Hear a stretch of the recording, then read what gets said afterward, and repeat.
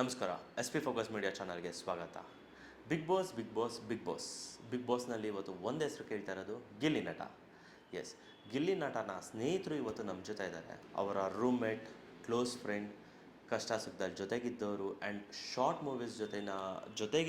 ಮೂವೀಸ್ನ ಜೊತೆಗೆ ಡೈರೆಕ್ಟ್ ಮಾಡಿದವರು ಅವರೇ ಸೂರ್ಯವಂಶಿ. ಎಸ್, ಅವ್ರನ್ನ ಮಾತಾಡ್ಸೋಣ ಆ್ಯಂಡ್ ಗಿಲ್ಲಿ ನಟನ ಬಗ್ಗೆ ತುಂಬ ತಿಳ್ಕೊಳ್ಳೋಣ. ಬನ್ನಿ ಸರ್. ನಮಸ್ಕಾರ. ನಮಸ್ಕಾರ ಸರ್. SP ಫೋಕಸ್ ಮೀಡಿಯಾ ಚಾನಲ್ಗೆ ಸ್ವಾಗತ. Thank you. Yes sir. So ಹೇಳಿ ಸರ್, ಇವತ್ತು ಎಲ್ಲ ಕಡೆ ಒಂದೇ ಟಾಕು ಗಿಲ್ಲಿ ನಟ. ಓಕೆ, ನೀವು ಅವರ ತುಂಬ ಆತ್ಮೀಯರು, ನಿಮ್ಮದು ಅವ್ರದ್ದು ಫ್ರೆಂಡ್ಶಿಪ್ ತುಂಬ ಇದೆ. ಸೊ ಹೇಳಿ, ಗಿಲ್ಲಿ ನಟ ಅವರು ನಿಮಗೆ ಹೇಗೆ ಪರಿಚಯ ಆದರು, ನಿಮ್ಮ ಅವರ ಫ್ರೆಂಡ್ಶಿಪ್ ಬಗ್ಗೆ. ಓಕೆ ಓಕೆ ಓಕೆ ಇಲ್ಲ, ಗಿಲ್ಲಿ ನಟ ಇವತ್ತು ಹೇಗೆ ಪರಿಚಯ ಆಗಿರೋದು ಅನ್ನೋದು ಖಂಡಿತ ಹೇಳಲೇಬೇಕು. ಬಹುಶಃ ಅವ್ರಿಗೆ ನನಗೆ 2019 ಪರಿಚಯ ಆದ್ವಿ ಅಂತ ಅನಿಸುತ್ತೆ. ನಮ್ಮ ನವೀನ್ ಸಜ್ಜು ಸರ್ ಇದ್ದಾರೆ ನೋಡಿ, ಸಿಂಗರ್ ನವೀನ್ ಸಜ್ಜು ಸರ್, ಅವ್ರದ್ದು ಒಂದು ಲೋ ನವೀನ ಅಂತೇಳಿ ಒಂದು ಸಬ್ಜೆಕ್ಟ್ ನಡೀತಾ ಇತ್ತು. ಆ ಲೋ ನವೀನ ಸಬ್ಜೆಕ್ಟ್ಗೆ ನನ್ನನ್ನು ಒಂದ್ಸರಿ ಡೈಲಾಗ್ ರೈಟರಾಗಿ ಬರ್ನಿ ನೀವು ಫ್ರೀ ಆಗಿದ್ದಾಗ ಅಂತೇಳಿ ನನ್ನನ್ನು ಕರೆದ್ರು. ಒಂದು ಸ್ಕ್ರೀನ್ ಪ್ಲೇ, ಸ್ಕ್ರೀನ್ ಪ್ಲೇ ಏನಿರ್ತೋ ಅದನ್ನೆಲ್ಲ ಮಾಡ್ತಾ ಇರಬೇಕಾದಾಗ ಅದ್ರ ಟೋಟಲ್ ಲ್ಯಾಂಗ್ವೇಜ್ ಬಂದ್ಬಿಟ್ಟು ಮಂಡ್ಯ ಸ್ಟೈಲ್ ಇತ್ತು. ಆ ಮಂಡ್ಯ ಸ್ಟೈಲ್ ಇದ್ದಾಗ ನಾನು ಕೂತ್ಕೊಂಡು ಕೇಳಿದೆ, ಸರ್ ಇದು ಟೋಟಲ್ ಮಂಡ್ಯ ಸ್ಟ್ಯಾಂಗ್ ಐತೆ, ಸೊ ದಯವಿಟ್ಟು ಯಾರು ಆ ಕಡೆಯವರು ಇದ್ದರೆ ಯಾರು ಕರೆಸಿದ್ರೆ ಸ್ವಲ್ಪ ಹೆಲ್ಪ್ ಆಗುತ್ತೆ ಸರ್ ಅಂತ. ನಾನು ಹೌದಾ, ಒಂದು ಕೆಲಸ ಮಾಡಿ, ಈ ವ್ಯಕ್ತಿ ನೋಡಿದ್ದೀರ ನೋಡಿ ಗಿಲ್ಲಿ ನಟನ ಅಂತ ಕೇಳಿದ್ರು. ಆಯಿತು ಅಂತ ಹೇಳ್ಬಿಟ್ಟು, ಗಿಲ್ಲಿ ನಟ ಅಂದರೆ ನನಗೆ ಹೆಸರು ತಾಟಲ್ಲಿ ಬರಲಿಲ್ಲ. ಹಾಗಾಗಿ ಇಲ್ಲ ಸರ್ ಕೇಳಿಲ್ಲ ನನಗೆ ಅಂತ. ನಿಮ್ಗೆ ಗೊತ್ತಿಲ್ವೇನ್ರಿ ಇವರು ಅಂತ ಹೇಳ್ಬಿಟ್ಟು ಯೂಟ್ಯೂಬಲ್ಲಿ ತೋರಿಸಿದ್ರು ಅವ್ರು ನನಗೆ. ಅವಾಗೆಲ್ಲ ಟಿಕ್ಟಾಕ್ ಟೀಟ್ಯಾಗಳು ಅಂತ ಹೇಳ್ಬಿಟ್ಟು ಒಂದು ನೋಡಿದೆ, ಮಸ್ಕೊಂಡು ಒಂದು ಮಾಡ್ತಾರೆ ಅಂತ. ಅಯ್ಯೋ ಕರೆಕ್ಟಾಗಿದ್ದಾರಲ್ಲ ಸರ್, ಇವ್ರು ಕರೆಸಿ ಅಂತ ಹೇಳಿದ್ರು. ಅವರು ಅಲ್ಲಿಂದ ನನ್ನ ಕರೆಸಾದ್ಮೇಲೆ ಇಮಿಡಿಯೇಟ್ ನನಗೂ ಅವ್ರಿಗೂ ಸ್ವಲ್ಪ ಪರಿಚಯ ಆಯಿತು. ಪರಿಚಯ ಆದಮೇಲೆ ಸ್ಟಾರ್ಟಿಂಗು ಗಿಲ್ಲಿ ನಟ ಏನು ಮಾತಾಡಲಿಲ್ಲ ಒಂದು 2 ಡೇಸ್. ಯಾಕಂತ ಹೇಳಿದ್ರೆ ನವೀನ್ ಸಜ್ಜು ಸರ್ ನನಗೇನಾಗುತ್ತೆ ಅಂದರೆ ಒಂದು 2 ರಿಂದ 3 ತಿಂಗಳು ಜರ್ನಿ ಇತ್ತು ನನಗೆ ಅವ್ರಿಗೆ. ತುಂಬ ಕ್ಲೋಸ್ ಆಗಿಬಿಟ್ಟಿದ್ವಿ ನಾವು.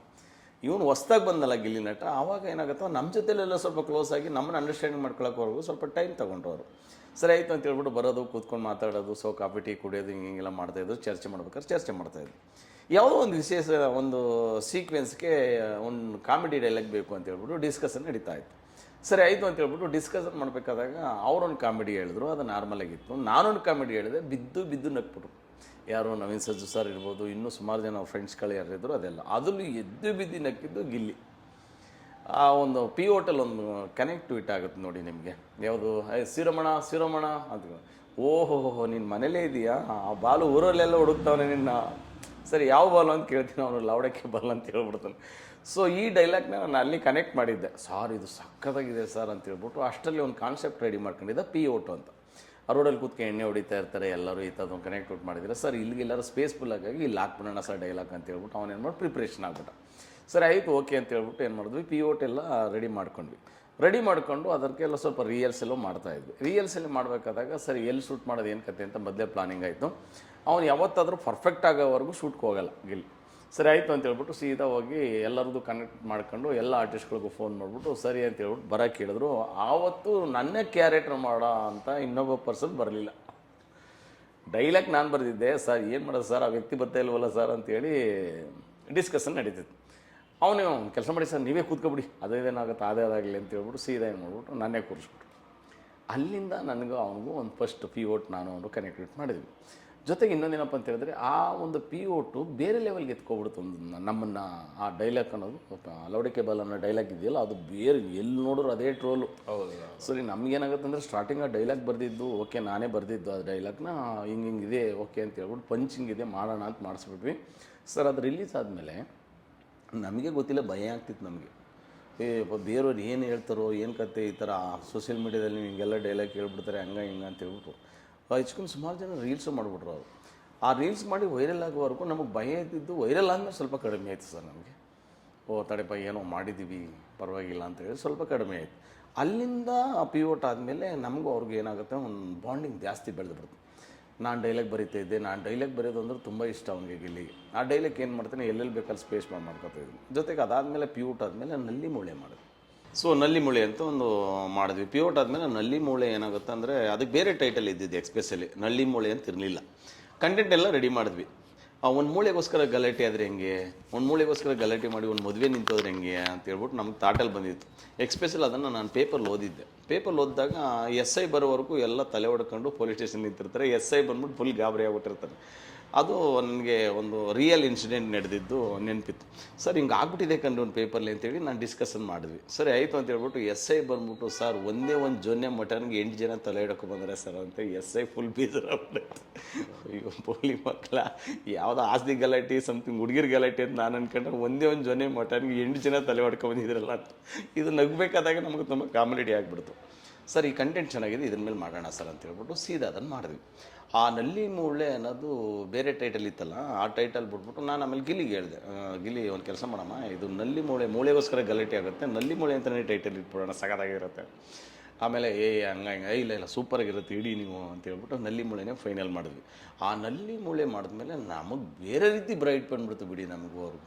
ಯಾಕಂದರೆ ನಾನು ನಮ್ಮ ಮೈಸೂರು, ಚಾಮರಾಜನಗರ ಈ ಕಡೆ ಎಲ್ಲ ನಾವೆಲ್ಲ ಸ್ವಲ್ಪ ಬೆಳೆದಿರೋದ್ರಿಂದ, ರಿಲೇಷನ್ಶಿಪ್ ಇರೋದ್ರಿಂದ ಏನಾಗುತ್ತೆ ಅಂದರೆ ಆ ಲ್ಯಾಂಗ್ವೇಜ್ ಇದೆಯಲ್ಲ ನನಗೂ ಅವನಿಗೂ ಕನೆಕ್ಟ್ ಚೆನ್ನಾಗಿ ಆಗ್ಬಿಡ್ತು. ಹಾಗಾಗಿ ನೆಕ್ಸ್ಟು ಅವನಿಗೂ ನಾವು ಅಣ್ಣ ತಂದಿದ್ದು ಗಲಾಟೆ ಮಾಡ್ತೀವಲ್ಲ ಆ ಥರ ಆಗ್ಬಿಡ್ತು, ಪೇರ್ ಚೆನ್ನಾಗಿ ಮ್ಯಾಚ್ ಆಗ್ಬಿಡ್ತು. ಸರಿ ಆಯಿತು ಅಂತ ಹೇಳ್ಬಿಟ್ಟು ನಲ್ಲಿ ಮೂಳೆ ಮಾಡಿದ್ವಿ. ನಲ್ಲಿ ಮೂಳೆ ಸೌಂಡ್ ಆಯಿತು ಕರ್ನಾಟಕದಲ್ಲಿ ಅಂದರೆ ಹಂಗಿಂಗೆ ಸೌಂಡ್ ಆಗಲಿಲ್ಲ. ಎಷ್ಟೋ ಸರಿ ನಾನು ಬಸ್ಸಿಗೆ ಬರಬೇಕಾದಾಗ ಅಥವಾ ನಾನೇ ಬಸ್ ಸ್ಟ್ಯಾಂಡಲ್ಲಿ ಕೂತ್ಕೋಬೇಕಾದಾಗ ನನ್ನ ಪಕ್ಕದಲ್ಲಿದ್ದು ನಾವು ಆಲ್ರೆಡಿ ಒಂದು ಮಾಸ್ಕ್ ಹಾಕೋ ಕೂತಿರ್ತಿದ್ವಿ. ಬೇಗ ಪಕ್ಕದಲ್ಲಿರೋರು ನೋಡ್ತಾ ಇರ್ತಾರೆ. ಅವ್ರು ನೋಡ್ತಾ ಇರಬೇಕಾದಾಗ, ನಾವು ಕೂತ್ಕೊಂಡು ನೋಡ್ತಾ ಇರಬೇಕಾದಾಗ ಅವರೇ ಎದ್ದು ಬಿದ್ದು ನಗೋರು. ಅವಾಗ ನೋಡಿದಾಗ ಎಸ್ ಏನೋ ಮಾಡಿದ್ದೀವಿ ಎಂಟರ್ಟೈನ್ಮೆಂಟ್ ಇರ್ತೀವಿ ಅಂತ ಹೇಳ್ಬಿಟ್ಟು ನಮಗೆ ಖುಷಿ ಆಯ್ತಿತ್ತು. ಅದಾದಮೇಲೆ ನಲ್ಲಿ ಮೂಳೆ ಆಯಿತು. ನಲ್ಲಿ ಮೂಳೆ ಆದಮೇಲೆ ರಾಂಗ್ ಸೈಡ್ ರಂಗನಾಥ ಅಂತ ಮಾಡಿದ್ವಿ. ನಿಮಗೆಲ್ಲ ಫೇಸ್ಬುಕ್ಕಲ್ಲೆಲ್ಲ ನೋಡಿರ್ತೀರಿ, ಮಕ್ಕಳೆಲ್ಲ ಬರ್ತಾರೆ, ಯಾರೋ ಒಬ್ಬ ಅಜ್ಜಿ ಸತ್ತೋಗ್ಬಿಟ್ಟಿರ್ತಾರೆ, ಎಲ್ಲ ಹೆಬ್ಬೆಟ್ಟು ಹೊತ್ತಿಸ್ಕೊತಿರ್ತಾರೆ ಪೇಪರಿಗೆ. ಸರ್ ಇಲ್ಲಿ ನೋಡಿ ಸರ್, ಇದು ಸತ್ತಿರ ಏನೇನೋ ಬಿಡ್ತಾ ಇಲ್ವಲ್ಲ ಸರ್, ಹೆಬ್ಬೆಟ್ಟು ಹೊತ್ತಿಸ್ಕೊತಿದ್ದಾರಲ್ಲ ಸರ್, ಇದು ಹಂಗೆ ಹಿಂಗೆ ಅಂತ ಮಾತಾಡಬೇಕಾದಾಗ ಅದೊಂದು ಕನೆಕ್ಟ್ ಸಿಕ್ತು ನಮಗೆ. ಸರ್ ಚೆನ್ನಾಗಿದೆಯಲ್ಲ, 4 ಜನ ಮಕ್ಕಳಿರ್ತಾರೆ, 2 ಗಂಡು 1 ಹೆಣ್ಣು, ಮದುವೆ ಆಗಿರ್ತಾರೆ, ಅಣ್ಣ ತಂದ್ರೆ ಹೆಂಗೆ ಗಲಾಟೆ ಮಾಡ್ತಾರೆ, ಇದ್ರ ಮೇಲೆ ಬೇಸಿಕ್ ಮಾಡೋಣ ಸರ್ ಅಂತ ಹೇಳ್ಬಿಟ್ಟು ರಾಂಗ್ ಸೈಡ್ ರಂಗನಾಥ ಮಾಡಿದ್ವಿ. ಅದರಲ್ಲಿ ರಾಂಗ್ ಸೈಡ್ ರಂಗನಾಥದಲ್ಲಿ ಒಂದೊಳ್ಳೆ ಸ್ಕೋಪ್ ಇತ್ತು. ಫಸ್ಟ್ ಎಲ್ಲರಿಗೂ ಮದುವೆ ಮಾಡಿರ್ತಾನೆ, ಅವ್ರ ಅಪ್ಪ ನಾವೇ ನೋಡ್ಕೊಂಡಿರ್ತಾನೆ, ಒಬ್ಬ ಬೆಂಗಳೂರಲ್ಲಿರ್ತಾನೆ, ಬೆಂಗಳೂರಿಂದ ಬಂದಮೇಲೆ ಬೆಂಗಳೂರಲ್ಲಿ ಆಸ್ತಿಗೋಸ್ಕರ ಏನು ಗಲಾಟೆ ಮಾಡ್ತಾರೆ, ಈ ಥರದ್ದೆಲ್ಲ. ಅದು ನಂದು ಒಂದು ಕ್ಯಾರೆಕ್ಟರ್, ನನ್ನ ಆಸ್ತಿ ನನ್ನ ಪಾಲು ಏನು ಬರಬೇಕು ಅದು ಬರೋರ್ಕ ನಾನು ಇವತ್ತು ಎಣ್ಣೆ ಎತ್ತಕ್ಕೆ ಅಂತ ನಾನು ಹೇಳ್ತೀನಿ. ಅವ್ರಿಗೆ ಏನಣ್ಣ ನಿಮ್ಗೆ ಆಸ್ತಿ ಪಾಲು ಅಂತ ಹೇಳ್ಬಿಟ್ಟು ನಾನು ಮಾತಾಡ್ತಾನೆ. ನೀನು ಮದುವೆ ಮಾಡ್ಕೊಂಡು ಆಲ್ರೆಡಿ ಹೆಂಡ್ತಿ ಕರ್ಕೊಂಡು ಅಲ್ಲಿ ಇದ್ಬಿಟ್ಟಿಲ್ಲಪ್ಪ, ನಾನು ಹೆಂಡ್ತಿ ಕಪ್ಪಿಗಾಗ್ಬಿಡ್ತೇವೆ ಅಂತೇಳಿ ನಮ್ಮ ಅಪ್ಪನ ಜೊತೆ ಕೊಡದಾಡಿ ಹಾಸ್ಪಿಟ್ಲಿಗೆ ತೋರಿಸಿ 5 ಲಕ್ಷ 10 ಲಕ್ಷ ಖರ್ಚು ಮಾಡಿ ನಾನು ಈ ಥರ ಕಂಟೆಂಟ್ಸ್ ಇತ್ತು. ಸರಿ ಆಯಿತು ಅಂತ ಹೇಳ್ಬಿಟ್ಟು ನಾವು ಅಲ್ಲಿ ಮೂಳೆ ಮಾಡಾದ್ಮೇಲೆ ರಾಂಗ್ ಸೈಡ್ ರಂಗನಾಥ ಮಾಡಿದ್ವಿ. ಅದು ಒಂದು ಬೇರೆ ಲೆವೆಲ್ಗೆ ಸ್ಕೊಂಡಾಯಿತು. ಇನ್ನು ಲಾಸ್ಟ್ ಫಸ್ಟರು ರೋಲೆಕ್ಸ್ ರಾಜಣ್ಣ. ಲಾಸ್ಟ್ ನಾವು ಮಾಡಿದ್ದೆ ಎಲೆಕ್ಷನ್. ಹಳ್ಳಿಗಳ ಕಡೆ ಎಲೆಕ್ಷನ್ಲಿ ಎಷ್ಟೋ ಜನ MP MLAಗಳು ಬರಲ್ಲ. ಗ್ರಾಮ ಪಂಚಾಯತ್ ಎಲೆಕ್ಷನ್ಲಿ ಹೆಂಗೆ ನಡೀತದೆ, ಎಲೆಕ್ಷನ್ ನಡಿಬೇಕಾದಾಗ ಏನೆಲ್ಲ ಬಂದು ಸರ್ಕಸ್ ಮಾಡ್ತಾರೆ, ಏನೆಲ್ಲ ಸಪೋರ್ಟ್ ಮಾಡ್ತಾರೆ, ಏನೆಲ್ಲ ಕೊಡ್ತೀವಿ ಅಂತ ಮಾಡ್ತಾರೆ ಅಂತ ಹೇಳ್ಬಿಟ್ಟು ಅದೊಂದು ಲೈನ್ ತಗೊಂಡ್ವಿ. ರೋಲೆಕ್ಸ್ ರಾಜಣ್ಣ ಮಾಡಿದ್ವಿ. ಅಲ್ಲಿಂದ ನಾವು ಒಂದು 9 ಕಂಟೆಂಟ್ ಮಾಡಿರಬೇಕು ಗಿಲ್ಲಿ ನಟ. But PO2 wrong side Ranganatha, Rolex Rajanna, ನಲ್ಲಿ ಮೂಳೆ, ಇಲ್ಲಿಂದ ಒಂಥರ ಬೇರೆ ಫೈಟ್. ನಾನು ಯಾಕಂದರೆ ಅವನ ಜೊತೆಗೆ ನನಗೂ ಅವನಿಗೂ ಬಾಂಡಿಂಗ್ ಸ್ಟಾರ್ಟ್ ಆದಮೇಲೆ ನಮ್ಮ ಆಲೋಚನೆಗಳು ಬದಲಾಗ್ಬಿಟ್ಟು, ನೀವು ಹಂಗೆ ಮಾಡೋಕ್ಕೋಗ್ಬೇಡಿ, ಹಿಂಗೆ ಮಾಡೋಣ, ಹಂಗೆ ಮಾಡೋಕ್ಕೋಗ್ಬೇಡಿ, ಹಿಂಗೆ ಮಾಡೋಣ ಅಂತೇಳಿ ಚೇಂಜ್ ಓವರ್ ಮಾಡ್ಕೋತಿದ್ವಿ. ಚೇಂಜ್ ಓವರ್ ನಾವೇನಿರ್ತೀವಿ ಅದನ್ನು ಮಾಡ್ಕೊಂಡಾದ್ಮೇಲೆ ಏನಾಗುತ್ತೆ ಅಂದರೆ ಹೊಸ ಕಂಟೆಂಟ್ ಸಿಕ್ತು ನಮಗೆ. ಅದಾದಮೇಲೆ ನಾವೇ ಒಂದು ಸ್ವಲ್ಪ ಕೂತ್ಕೊಂಡು ಯೋಚನೆ ಮಾಡಿದ್ವಿ. ಅಷ್ಟರಲ್ಲಿ PO2 ಮಾಡೋಷ್ಟರಲ್ಲಿ ತುಂಬ ಸ್ಟ್ರಗಲ್ ಇದ್ದ ಗಿಲ್ಲಿ ನಟ. ಯಾವ ಥರ ಸ್ಟ್ರಗಲ್ ಇತ್ತು ಅಂತ ಹೇಳಿದ್ರೆ ನೀವು ನಂಬ್ತೀರಾ ಬಿಡ್ತಿರೋ, ಊಟಕ್ಕೂ ಪ್ರಾಬ್ಲಮ್ ಇತ್ತು ಅವನಿಗೆ. ಎಸ್, ಊಟಕ್ಕೂ ಪ್ರಾಬ್ಲಮ್. ಸರ್ ಎಲ್ಲಿದ್ದೀರಿ, ಅವ್ನು ಕೆಲಸ ಮಾಡಿ ಒಂದು 200 ರೂಪೀಸ್ ಅಮೌಂಟ್ ಕಳಿಸಿ ನಾನು ಊಟ ಮಾಡಬೇಕು ಅಂತ ಕೇಳಿದ್ದು ಉದಾಹರಣೆಗೆ. ಅವನಿರೋ ಜಾಗದಲ್ಲಿ ಒಂದು ಚಾಪೆ ಇತ್ತು, ಒಂದು ಬೆಡ್ಶೀಟು, ಒಂದು ದಿಂಬ ಅಷ್ಟೇ, ಚಿಕ್ಕದು ಲಗ್ಗೆರೆ ಹತ್ರ ಒಂದು ಮನೆ ಇತ್ತು. ಆ ಥರ ಸಿಚುವೇಶನ್ ನೋಡಿದ್ಮೇಲೆ ಇಂಥ ಟ್ಯಾಲೆಂಟ್ ಯಾಕೆ ಹಿಂಗಿದ್ದಾನೆ ಅಂತ ಹೇಳ್ಬಿಟ್ಟು ನಾನು ಯೋಚನೆ ಮಾಡಿಬಿಟ್ಟು ಅವನ ಜೊತೆ ಸಪೋರ್ಟ್ ಮಾಡೋಕ್ಕೆ ಸ್ಟಾರ್ಟ್ ಮಾಡಿದೆ. ಆಮೇಲೆ ಯಾರೋ ಒಬ್ಬರು ಅವರು ಅಕ್ಕ ಒಂದೆರಡು ಸರಿ ನಾನು ಅವ್ರ ಅಕ್ಕ ನಂಗೆ ಫೋನ್ಪೇ ಗೂಗಲ್ ಪೇ ಮಾಡಿದರು, ಅವ್ನಿಗೆ ಅಮೌಂಟ್ ಕೊಟ್ಬಿಡಿ ಅಂತ. ಯಾಕೆ ರೀ ನನಗೆ ಯಾಕೆ ಮಾಡಿಸ್ತೀರಿ, ನೀವು ಯಾಕೆ ಮಾಡಿಸ್ಕೋಬಾರ್ದು ಅಂತ ನಾನು. ನನ್ನ ಹತ್ರ ಅಕೌಂಟೇ ಇಲ್ಲ ಅಂದ್ಬಿಟ್ಟ. ಅಯ್ಯಯ್ಯೋ, ಬೆಂಗಳೂರು ಬಂದು ಇನ್ನೂ ಅಕೌಂಟೇ ಇಲ್ವಲ್ಲಪ್ಪ ನಿನ್ನ ಹತ್ರ ಅಂತ ಹೇಳ್ಬಿಟ್ಟು ನಾನೇನು ಮಾಡಿದೆ, ತಮಾಷೆಗೆ ಹೇಳ್ತಾನೆ ಅಂತ ಅಂದ್ಕೊಂಡು ಅದಾದಮೇಲೆ ಸೀರಿಯಸ್ ಆಗಿ ಹೇಳಿದ್ರು, ಇಲ್ಲ ನನ್ನ ಹತ್ರ ಅಕೌಂಟ್ ಇಲ್ಲ ಸರ್ ಅಂತ. ಹೌದಾ, ಅವ್ನು ಕೆಲಸ ಮಾಡಿ ಅಂತ ಹೇಳ್ಬಿಟ್ಟು ನಾನು ಅಕೌಂಟ್ ಮಾಡಿಸ್ಬೇಕು ಅಂತ ಹೇಳ್ಬಿಟ್ಟು ಡಿಸೈಡ್ ಮಾಡಿದೆ. ಆಗ ಅಕೌಂಟ್ ಮಾಡಿಸ್ಬೇಕಾದಾಗ ನನಗೆ ಚಂದ್ರ ಲೇಔಟ್, ಇವತ್ತು ಅವ್ನು ಅಕೌಂಟ್ ಇರೋದು ಚಂದ್ರ ಲೇಔಟ್ ಕರ್ನಾಟಕ ಬ್ಯಾಂಕಲ್ಲಿ. ಅಲ್ಲಿ ಅರುಣ್ ಕುಮಾರ್ ಅಂತೇಳಿ ಒಬ್ಬರು ಮ್ಯಾನೇಜರ್ ಇದ್ದರು, ನನಗೆ ಪರಿಚಯ ಇದ್ರು. ನಾನು ಫೋನ್ ನೋಡಿದೆ, ಸರ್ ಈ ಥರ ಒಂದು ಅಕೌಂಟ್ ಬೇಕಾಗಿತ್ತು ಸರ್ ಅಂತ.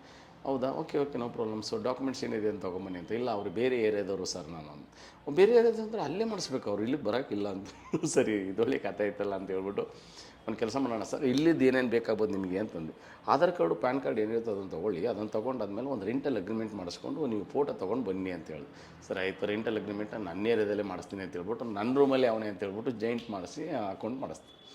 ಅಕೌಂಟ್ ಮಾಡಿಸಿ ಫಸ್ಟ್ ಟೈಮ್ ನಾನು ಅಕೌಂಟ್ ಮಾಡಿಸ್ಕೊಟ್ಟಿದ್ದೀನಿ. ಅಕೌಂಟ್ ಮಾಡಿಸಿದ ದಿನ ಫಸ್ಟ್ ಒಂದು ಮಾತು ಹೇಳಿದ್ದೆ ಅವನಿಗೆ, ಗಿಲ್ಲಿ ಇವತ್ತು ನಿನಗೆ ಅಕೌಂಟ್ ಮಾಡಿಸ್ಕೊಡ್ತಾ ಇದ್ದೀನಮ್ಮ, ಇನ್ಮೇಲಿಂದ ನಿನಗೆ ಕಷ್ಟನೇ ಇರಲ್ಲ, ಹೋಗು ಅಂತ.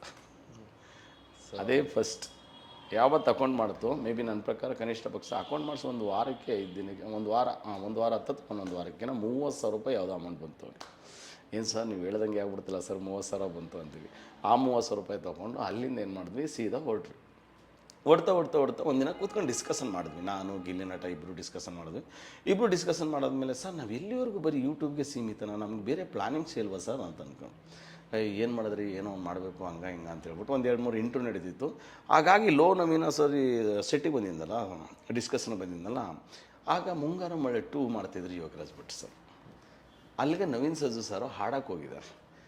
ನವೀನ್ ಸಜ್ಜು ಹಾಡಕ್ಕೆ ಹೋಗಿ ಯೋಗರಾಜ್ ಭಟ್ ಸರಿ ಗಿಲ್ಲಿ ನಟನ ಬಗ್ಗೆ ವಿಚಾರಿಸೋಣ, ಇದು ಯಾರು ಈ ಹುಡುಗ ತುಂಬ ಚೆನ್ನಾಗಿ ಮಾಡ್ತಾನೆ, ಒಳ್ಳೆ ಡೈಲಾಗ್ ಲೀಡರ್ ಚೆನ್ನಾಗಿದ್ದಾನೆ, ಒಳ್ಳೆ ಪರ್ಫಾರ್ಮರ್ ಇವನು, ಹಂಗೆ ಹಿಂಗೆ ಅಂತ ಹೇಳಿದ್ದೆ ಮಾಡ್ತಿರ್ಬೇಕಂದ್ರೆ ಇಂಥ ಟ್ಯಾಲೆಂಟ್ಗಳೆಲ್ಲ ಕಾಮಿಡಿ ಕಿಲಾಡಿಗೆ ಬಂದರೆ ಒಳ್ಳೇದಾಯ್ತದಲ್ಲ ಅವ್ರಿಗೆ ಅಂತೇಳಿ ಅವ್ರು ಮಾತಾಡಿದರು. ಅವ್ರೇನು ಮಾಡೋರು ಸರ್, ಈಗ ನಾವು ಈ ಹುಡುಗ ನನ್ನ ಜೊತೆಲೇ ಇದ್ದಾನೆ ಸರ್, ಈಗ ನವೀನ್ ಅಂತ ಒಂದು ಸ್ಕ್ರಿಪ್ಟ್ ಮಾಡ್ತಾಯಿದ್ದೀವಿ, ಇವ್ರ ಫ್ರೆಂಡು ಮತ್ತು ಇವರು ಇಬ್ಬರು ಜೊತೆಲೇ ಇದ್ದಾರೆ ಸರ್ ಅಂತ. ಹೌದಾ, ಅವ್ನು ಕೆಲಸ ಮಾಡಿ ಅವ್ರ ನಂಬರ್ ಕೊಡಿ ಅಂತ ಹೇಳ್ಬಿಟ್ಟು ನಂಬರ್ ತಗೊಂಡು ಯೋಗರಾಜ್ ಭಟ್ಟೆ ಫೋನ್ ಮಾಡಿಬಿಟ್ರೆ ಗಿಲ್ಲಿ ನಟನಿಗೆ. ಯಾರಪ್ಪ ನೀನು ಗಿಲ್ಲಿ ನಟ ಅಂತ ಹ್ಞೂ ಸರ್ ನಾ ಹಂಗೆ ಹಿಂಗೆ ಅಂತೇಳಿ ಮಾತಾಡಾದ್ಮೇಲೆ ಇಮಿಡಿಯೇಟ್ ಒಂದು ಕೆಲಸ ಮಾಡೋದು, ನಾನು ಯೋಗರಾಜ್ ಭಟ್ರು ಮಾತಾಡ್ತಿರೋದು. ಓ ಸರ್ ನಿಮ್ಮ ನಂಬರ್ ಹುಡುಕ್ತಿದ್ದೆ ಸರ್, ಸಿಗ್ತಾ ಇಲ್ಲ. ಸರಿ ಆಯಿತು ಒಂದು ಕಡೆ ಬನ್ನಿ ಅಂತ ಹೇಳ್ಬಿಟ್ಟು ಆಫೀಸಿಗೆ ಕರೆಸಿಕೊಂಡು ಆಫೀಸ್ ಹತ್ರ ಎಲ್ಲ ಮಾತಾಡಿ ನೆಕ್ಸ್ಟು ಶರಣ ಅಂತ ಹೇಳ್ಬಿಟ್ಟು ನಂಬರ್ ಪಾಸ್ ಮಾಡಿದ್ರು. ಅವ್ರ ನಂಬರ್ ಪಾಸ್ ಮಾಡಾದ್ಮೇಲೆ ಕಾಮಿಡಿ ಕಿಲ್ಲರ್ ಡೈರೆಕ್ಟಾಗಿ ಹೋದ್ವಿ, ಇಂಥ ದಿನ ಬನ್ನಿ ಆಡಿಷನ್ಗೆ ಅಂತ ಹೇಳಿದ್ರು. ಸೀದಾ ಹೋದ್ವಿ. ಆಗ ಗಿಲ್ಲಿ ನಟನ ಬೈಕು ಇಲ್ಲ, ಅಕೌಂಟ್ ಇರಲಿಲ್ಲ, ಬೈಕ್ ಇರಲಿಲ್ಲ. ಅಕೌಂಟ್ ಮಾಡಿಸ್ದೆ. ಅದಾದಮೇಲೆ ನೆಕ್ಸ್ಟ್ ಸರಿ ಆಯಿತು ಅಂತ ಹೇಳ್ಬಿಟ್ಟು ನನ್ನ ಬೈಕಲ್ಲೇ ಕರ್ಕೋಗ್ತಿದ್ದೆ. ನಾನು ಎಕ್ಸ್ಪೆಷಲಿ ಏನಾಗುತ್ತೆ ಅಂದರೆ ನಾನು ಎಲ್ಲೋ ಒಂದು ಕಡೆ ಬೇರೆ ಕಡೆ ಕಂಪ್ನೀಲಿ ಕೆಲಸ ಮಾಡ್ತಾಯಿದ್ದೆ. ಯಾವತ್ತು PO2 ನಲ್ಲಿ ಮೂಳೆ ಮಾಡಿದ್ವಿ, ನಮ್ಮ ಕಂಪ್ನೀಲಿ ಸ್ವಲ್ಪ ಎಲ್ಲರ ಕಣ್ಣು ಬೆಳಕು ಸ್ಟಾರ್ಟ್ ಆಗ್ಬಿಡ್ತು ನಮ್ಮ ಮೇಲೆ. ಓ ಇವನು ಸಿನಿಮಾನೂ ಮಾಡ್ತಾವನೆ, ಬೇರೆದು ಮಾಡ್ತಾವನೆ, ಜೊತೆಗೆ ನಮ್ಮ ಕಂಪ್ನಿಲೂ ಕೆಲಸ ಮಾಡೋ, ನಮಗೂ ಆ ಥರನೇ ಅವಕಾಶ ಕೊಡ್ತೀರಾ ನೀವು ಅಂತ ಹೇಳ್ಬಿಟ್ಟು ಮ್ಯಾನೇಜರ್ ಹತ್ರ ಪಿಟ್ಟಿಂಗ್ ಇಡೋಕ್ಕೆ ಸ್ಟಾರ್ಟ್ ಮಾಡ್ಬಿಟ್ಟು, ಈಗ ನನ್ನ ಕೆಲಸ ಬಿಡಬೇಕು, ಇಲ್ಲ ಆ ಕೆಲಸ ಮಾಡಬೇಕು. ಮ್ಯಾನೇಜರ್ ನನಗೆ ಕರೆದ್ರು, ಅವರು ನನ್ನ ಫ್ರೆಂಡ್ಸೇ. ಹಿಂಗೆಲ್ಲ ಮಾತಾಡ್ತಿದ್ದಾರೆ ಕಣೋ, ಸೊ ನಾನು ಯಾರಿಗೂ ಆನ್ಸರ್ ಹೇಳೋಕ್ಕಾಗ್ತಾಯಿಲ್ಲ, ಒಂದು ಸಿನಿಮಾ ಮಾಡು, ಇಲ್ಲ ಕಂಪ್ನಿಲಿ ಕೆಲಸ ಮಾಡೋದು. ನಾನು ಸರಿ ಆಯಿತು ಸರ್, ಒಂದು 3-4 ದಿನ ಟೈಮ್ ಕೊಡಿ, ನಾನು ಯೋಚನೆ ಮಾಡಿ ಹೇಳ್ತೀನಿ ಅಂತ ಹೇಳ್ಬಿಟ್ಟು ಒಂದು 3-4 ದಿನ ಟೈಮ್ ತೊಗೊಂಡೆ. ನಾನೇ ಡಿಸೈಡ್ ಆಗಿಬಿಟ್ಟೆ ಅದೇನಾಗುತ್ತೋ ಆಗಲಿ ಅಥವಾ ಸಿನಿಮಾನೇ ಮಾಡಬೇಕು ಅಂತ. ಅಲ್ಲಿ ಸುಮಾರಾಗಿ ನಾವು ಒಂದು ಲೆವೆಲ್ಗೆ ಬಂದು ರೀಚ್ ಆಗಿದ್ವಿ. ನಲ್ಲಿ ಮಳೆ ಇದೆಲ್ಲ ಮಾಡಾದ್ಮೇಲೆ ಅವರು ನೋಡಿದರು, ಕಂಪ್ನಿಯವರು ನೋಡಿದರು. ಅವ್ರು ನಡೆಸರಿ ಆಯಿತು ಅಂತ ಹೇಳ್ಬಿಟ್ಟು ನಾನು ಏನು ಮಾಡಿದೆ, ಇಲ್ಲ ಸರ್ ನಾನು ಕೆಲಸ ಬಿಟ್ಬಿಡ್ತೀನಿ, ನಾನು ಸಿನಿಮಾನೇ ಮಾಡ್ತೀನಿ ಸರ್ ಅಂತ ಡಿಸೈಡ್ ಆಗಿಬಿಟ್ಟೆ. ಸರಿ ಅವ್ರು ಕರೆದ್ಬಿಟ್ಟು ನನಗೆ ಹೇಳಿದ್ರು, ಸಿನಿಮಾ ಅಂತ ಹೋಗ್ಬೇಡಮ್ಮ, ಈಗ ಹಿಂಗಿರೋ 40-45 ಸಾವಿರ ಸಂಬಳ ಬರ್ತೈತೆ ನಿನಗೆ, ಈ ಕೆಲಸ ಬಿಟ್ಬಿಟ್ಟು ನೆಕ್ಸ್ಟು ನೀನೇನಾರು ಬೇರೆ ಕೆಲ್ಸಕ್ಕೆ ಹೋಗ್ಬಿಟ್ರೆ ಜೀವನ ಹಾಳು ಮಾಡ್ಕೊಬಿಡ್ತಿದ್ದೀವಿ ಸರ್. ಅವ್ರು ಹೇಳಿದ್ನ ಯೋಚನೆ ಮಾಡ್ತಾಯಿದ್ದೆ. ಅಲ್ಲಿಗೆ ಸ್ವಲ್ಪ ಸಾಲ ಇತ್ತು ಸರ್, ಅಲ್ಲಿಂದ ಮಾಡಿದೆ. ಅಲ್ಲಿಂದ ಹೊರಗಡೆ ಬಂದಾದಮೇಲೆ ಕೆಲಸ ಇಲ್ಲ.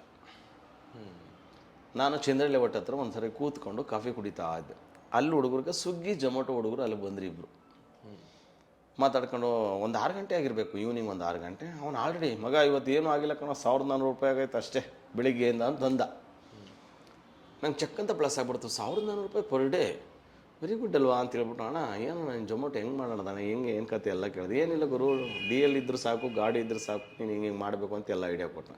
ಒಂದು ದಿನಕ್ಕೆ 1,000 ಆದರೂ 30,000 ರೂಪಾಯಿ ಆಯಿತು. ನಾನು ಇದನ್ನೇ ಕೆಲಸನ ಪಾರ್ಟ್ ಟೈಮಲ್ಲಿ ಮಾಡ್ಕೊಂಡು ನನಗೆ ಕನ್ಸಿಡರ್ಸ್ಕೋಬೋದಲ್ಲ ಅಂತ ಡಿಸೈಡ್ ಮಾಡಿ ನಾನು ಜೊಮೊಟೊಗೆ ಹೋಗ್ತಾ ಇದ್ದೆ.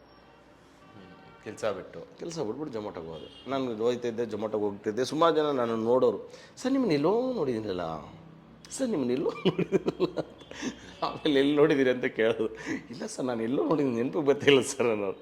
ಅದಾದಮೇಲೆ ನೆಕ್ಸ್ಟು ಸುಮಾರು ಜನ ಕಂಡು ಹಿಡಿದ್ಬಿಡೋರು, ಎಷ್ಟೋ ಜನ ಸೆಲ್ಫಿ ತಗೊಳ್ಳೋರು ಜೊತೆಲೆ, ಬನ್ನಿ ಸರ್ ನೀವು ಒಂದು ಚೆನ್ನಾಗಿ ಆ್ಯಕ್ಟಿಂಗ್ ಮಾಡಿದ್ದೀರಾ ಅಂತ. ಅಲ್ಲಿಂದ ಓಕೆ ಅಂತೇಳಿ ಜೊಮೊಟೊ ಮಾಡ್ತಾಯಿದ್ದೆ. ಜೊಮೊಟೊ ನಾನು ಮಾಡ್ತಿದ್ದೆ, ಅಲ್ಲೇ ಒಂದು 40,000 ರೂಪಾಯಿ ಸಂಪಾದನೆ ಮಾಡ್ತಿದ್ದೆ.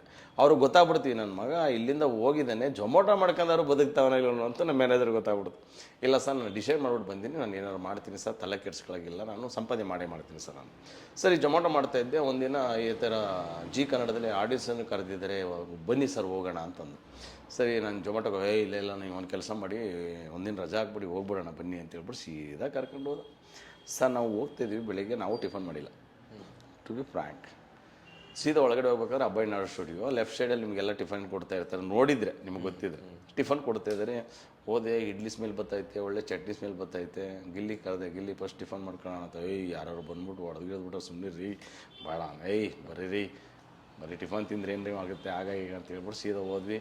ಟಿಫನ್ ತಿಂದ್ವಿ, ಹೊಟ್ಟೆ ತುಂಬ ತಿಂದು. ಆವಾಗ ಸ್ಟುಡಿಯೋ ಒಂದು ಸರಿ ನೋಡಿದ್ವಿ ಸರ್, ಹಿಂಗೆ ಪ್ಲ್ಯಾನ್ ಮಾಡಿ ಸಖತ್ತಾಗಿ ಕಾಣಿಸ್ತದೆ ಸ್ಟುಡಿಯೋ, ಹೊಟ್ಟೆ ತುಂಬಿದ ಮೇಲೆ. ಅದಾದಮೇಲೆ ಓಕೆ ಹೊಸ್ದಾಗಿ ಯಾರ್ಯಾರು ಬಂದಿದ್ದೀರಿ ಅಂತಂದರು. ಆಮೇಲೆ ಯಾರೋ ಕೈ ಎತ್ತಿದ್ವಿ. ಕೈ ಎತ್ತಿದ್ಮೇಲೆ ಇಮಿಡಿಯೇಟ್ ಅವ್ರು ಬಂದರು, ಎಲ್ಲರಿಗೂ ಅಪ್ಲಿಕೇಶನ್ ಕೊಟ್ಟರು. ಅಪ್ಲಿಕೇಶನ್ ಫಿಲ್ ಮಾಡಿದ್ವಿ.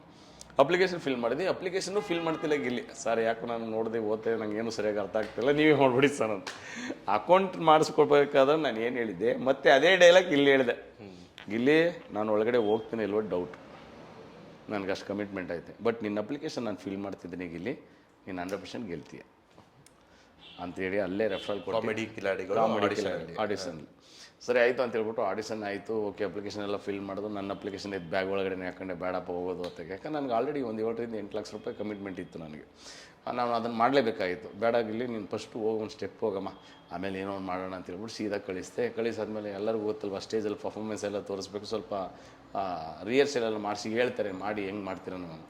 ಸರ್ ಒಂದು ಸರಿ ಸ್ಟೇಜ್ ಮೇಲೆ ಹೋದ್ರೆ 9 ಎಪಿಸೋಡ್ ಮಾಡಿದ್ನಲ್ಲ, ಆ 9 ಎಪಿಸೋಡು ಜೊತೆಗೆ ಆ ಡೈಲಾಗ್ ಎಲ್ಲ ತಲೆಯಲ್ಲಿ ನೆನಪಿತ್ತು ಇವನಿಗೆ, ರಿಹರ್ಸಲ್ ಮಾಡಿದ್ವಲ್ಲ ಸರ್. ಒಂದು ಸರಿ ಸ್ಟೇಜಲ್ಲಿ ನಡುಗಿಸ್ತದೆ ಸರ್, ಎಲ್ಲ ಕೂದಿರೋದ್ರಲ್ಲಿ ಚಪ್ಪಾಳೆ ಹೊಡೆದ್ಬಿಟ್ಟು, ಹಬ್ಬ ಅಟ್ಲೀಸ್ಟ್ ಇವನು ಒಂದು ವೇದಿಕೆ ಸಿಕ್ತಲ್ಲಪ್ಪ ಅಂತ ಅನ್ನಿಸ್ತು. ಕಟ್ ಮಾಡಿದ್ರೆ ಇಮಿಡಿಯೇಟ್ ಸೀದಾ ಅಲ್ಲಿಂದ ಬಂದಾದಮೇಲೆ ಎಲ್ಲರ ಹತ್ರ ಕೂತ್ಕೊಂಡು ಒಂದು ಒಳ್ಳೆ ಹೋಟ್ಲಿಗೆ ಹೋಗಿ ಊಟ ಮಾಡೋಣ ಸರ್ ಅಂತ ಹೇಳಿದ್ವಿ. ಊಟ ಮಾಡ್ಕೊಂಡು ನೆಕ್ಸ್ಟ್ ಓಕೆ, ಇಲ್ಲಿಂದ ಕಾಮಿಡಿ ಕಿಲಾಡಿಗಳು ಸೆಲೆಕ್ಟ್ ಆದಮೇಲೆ ಲಗೇಜ್ ಗೀಗೇಜ್ ಎಲ್ಲ ತಗೊಂಡು ಸ್ಟುಡಿಯೋಗೆ ಹೋಗಿ ಸ್ಟೇ ಆಗಬೇಕು. ಅದು ಸ್ಟುಡಿಯೋಗೆ ಹೋಗಿ ಸ್ಟೇ ಆಗಬೇಕಾದಾಗ ಒಂದು ವಾರ ತಪ್ಪರು 10 ದಿನ ಅದು ಅಡ್ಜಸ್ಟ್ ಆಗಲ್ಲ. ಅದು ನಿಮಗೆ ಗೊತ್ತು, ಎಲ್ಲರೂ ಹೋಗ್ಬಿಟ್ರೆ ಇಮಿಡಿಯೇಟ್ ನಮ್ಮ ಮನೆಗೆ ಹೋಗ್ಬಿಡೋಣಪ್ಪ ಅಂತ ಅನ್ಸು. ಬೆಳಿಗ್ಗೆ 6 ಗಂಟೆಗೆ ಕೇಳಬೇಕು, ಯೋಗ ಮಾಡಿಸ್ತಾರೆ, ಅದು ಮಾಡಿಸ್ತಾರೆ, ಇದು ಮಾಡಿಸ್ತಾರೆ. ಯಪ್ಪ ಇದೆಲ್ಲ ಬೇಡ. ಅವನು ಯಾವಾಗ ಬೇಕಾವಾಗ ಮಲಗಿದವನು, ಯಾವಾಗ ಬೇಕಾವಾಗ ಎದ್ದು ಕೂತ್ಕೊಂಡು ಮಾತಾಡ್ತಿದ್ದವನು. ಅಲ್ಲಿ ಹೋಗ್ಬೇಕಾದ್ರೆ ಒಂದು ಶಿಸ್ತು ಅನ್ನೋದು ಫಾಲೋ ಮಾಡಬೇಕಾಗಿರುತ್ತೆ ನೋಡಿ.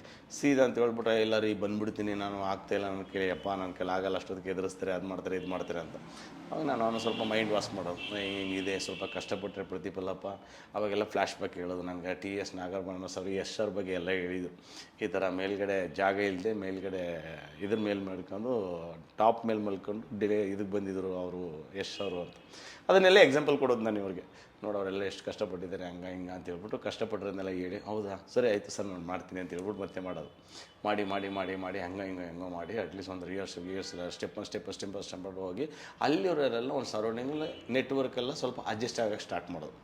ನಾನು ಅವಾಗ ವಾರಕ್ಕೆ 1 ಸರಿ 2 ಸರಿ ಸೀದಾ ಹೋಗ್ತಾಯಿದ್ದೆ. ಆ ಕಡೆ ಏನೋ ಜೊಮೊಟೊ ಆ ಕಡೆ ಆರ್ಡರ್ ಬಿದ್ದರೆ ನಾವು ಸ್ಟುಡಿಯೋಗೆ ಹೋಗಿ ಮೀಟ್ ಮಾಡ್ತಾ ಇರೋದು. ಅವಾಗಲೂ ಕೇಳ್ತಿದ್ದ, ಸರ್ ಯಾಕೋ ಬಾಯೆಲ್ಲ ಕೆಟ್ಟೋಗ್ಬಿಟ್ಟಿದೆ ಸರ್, ನಾನ್ ವೆಜ್ ತಿನ್ನೋಣ ಅಂತ ಹೇಳ್ಬಿಟ್ಟು ಸೀದಾ ಅಲ್ಲಿ ಹೋಗಿ ತಿನ್ನೋದು. ಅದ್ರ ಪಕ್ಕದಲ್ಲೇ ಒಂದು ತವಾ ಫ್ರೈ ಎಲ್ಲ ಮಾಡ್ತಾರೆ, ಅಲ್ಲೆಲ್ಲ ಹೋಗಿ ತಿನ್ನಿಸಾದ್ಮೇಲೆ ಮತ್ತೆ ಕರ್ಕೋಗಿ ಅಲ್ಲಿಗೆ ಬಿಡೋದು ಅವನನ್ನು. ಹಂಗಾಗಿ ಅವತ್ತರ ಫ್ರೀ ಆಗಿತ್ತು ಅಂತ ಹೇಳಿದ್ರೆ ಒಂದು ಹಾಫ್ ಡೇ 1 ಡೇ ಅಂತ ಹೇಳಿ ಸೀದಾ ನನ್ನ ರೂಮಿಗೆ ಬರೋನು. ನನ್ನ ರೂಮಿಗೆ ಬಂದಾದ್ಮೇಲೆ ಇಲ್ಲಿ ಮುದ್ದೆ ಚಿಕನ್ ಮಟನ್ ಏನಿರ್ತದೆ ಅದು ಮಾಡ್ಕೊಂಡು ತಿಂತಿದ್ವಿ, ಮತ್ತೆ ಕರ್ಕೋಗಿ ಅಲ್ಲಿ ಬಿಡ್ತಾಯಿದ್ವಿ. ಹಾಗೆ ಅಲ್ಲೊಂದು ಸ್ವಲ್ಪ ಸೋರ್ಸ್ ಬಂತು ಬತ್ತ ಅಂತ. ಅದಾದಮೇಲೆ ನೆಕ್ಸ್ಟು ಕಾಲಪತ್ರ ಅಂತೇಳಿ ಒಂದು ಸಿನಿಮಾ ಮಾಡ್ದ. ಕಾಲಪತ್ರ ಸಿನಿಮಾದಲ್ಲಿ ಒಂದು ಸ್ವಲ್ಪ ದುಡ್ಡು ಬಂತು. ಸರ್ ಒಂದು ಕೆಲಸ ಮಾಡಿ, ನೀವು ಎಲ್ಲಿದ್ದ ಅವಾಗ ನನಗೆ ಹೇಳಕ್ಕೆ ಹೋಗ್ಬೇಡ್ರಿ, ಯಾವ್ದಾದ್ರು ಒಂದು ದುಡ್ಡು ಬತ್ತು ಅಂತ ಹೇಳಿದ್ರೆ ನೀವು ಫಸ್ಟ್ ಒಂದು ಬೈಕ್ ತಗೊಳ್ಳಿ ಸರ್ ಅಂತ ಹೇಳ್ಬಿಟ್ಟು ಒಂದು ಬೈಕ್ ತೆಗಿಸ್ತು. ನಾನೆಲ್ಲ ಆಲ್ರೆಡಿ ಟಾಟಾ ಕ್ಯಾಪಿಟಲು ಮತ್ತು ಬಜಾಜ್ ಫೈನಾನ್ಸಲ್ಲೆಲ್ಲ ಕೆಲಸ ಮಾಡ್ತಿರ್ಬೇಕಾದಾಗ ನಾನು ಬೆಂಗಳೂರಲ್ಲಿ ಸುಮಾರು ಜನ ಕೆಂಗೇರಿ, ಜ್ಞಾನಭಾರತಿ ಮತ್ತು ಸುಮಾರು ಯೂನಿವರ್ಸಿಟಿ ಸೈಡು, ಕುಂಬಳಗೂಡು ಗಂಟ ಶೋರೂಮ್ಗಳೆಲ್ಲ ಪರಿಚಯ ಇದ್ರು ನನಗೆ. ಸರ್ ನನ್ನ ಸ್ನೇಹಿತ ಒಂದು ಗಾಡಿ ಬೇಕು ಸರ್ ಅಂತ ಹೇಳ್ಬಿಟ್ಟು ಇಮಿಡಿಯೇಟ್ ಹೋಗಿ ಪಲ್ಸರ್ 220cc ಬೈಕ್ ತಗೊಂಡು. ಆವಾಗ ಆ ಬೈಕ್ ತಗೊಂಡಾದ್ಮೇಲೆ ಇಲ್ಲಿಂದ ಸೀದಾ ಒಂದೊಂದು ಸ್ಟೆಪ್ ಹೋದ. ಇವತ್ತು ಬೈಕ್ ತಗೊಂಡಿದ್ದೀರಿ ಸರ್, ನೋಡಿ ಹೆಂಗೆ ಆಗುತ್ತೆ ಅಂದರೆ ಪಾಸಿಟಿವ್ ಥಿಂಕು. ಬೈಕ್ ತಗೊಂಡು ಸರ್ ನಿಮಗೆ 2 ಇಯರ್ಸಲ್ಲಿ ಕಾರ್ ಇರುತ್ತೆ ಹೋಗಿ.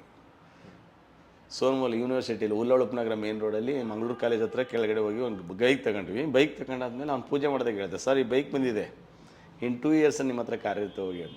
ಇನ್ನು 2 ಇಯರ್ಸಲ್ಲಿ ಅವನ ಹತ್ರ ಕಾರ್, ಆ 2 ಇಯರ್ಸ್ ಒಳಗಡೆ ಕಾರ್ ತಗೋಬಿಟ್ಟ.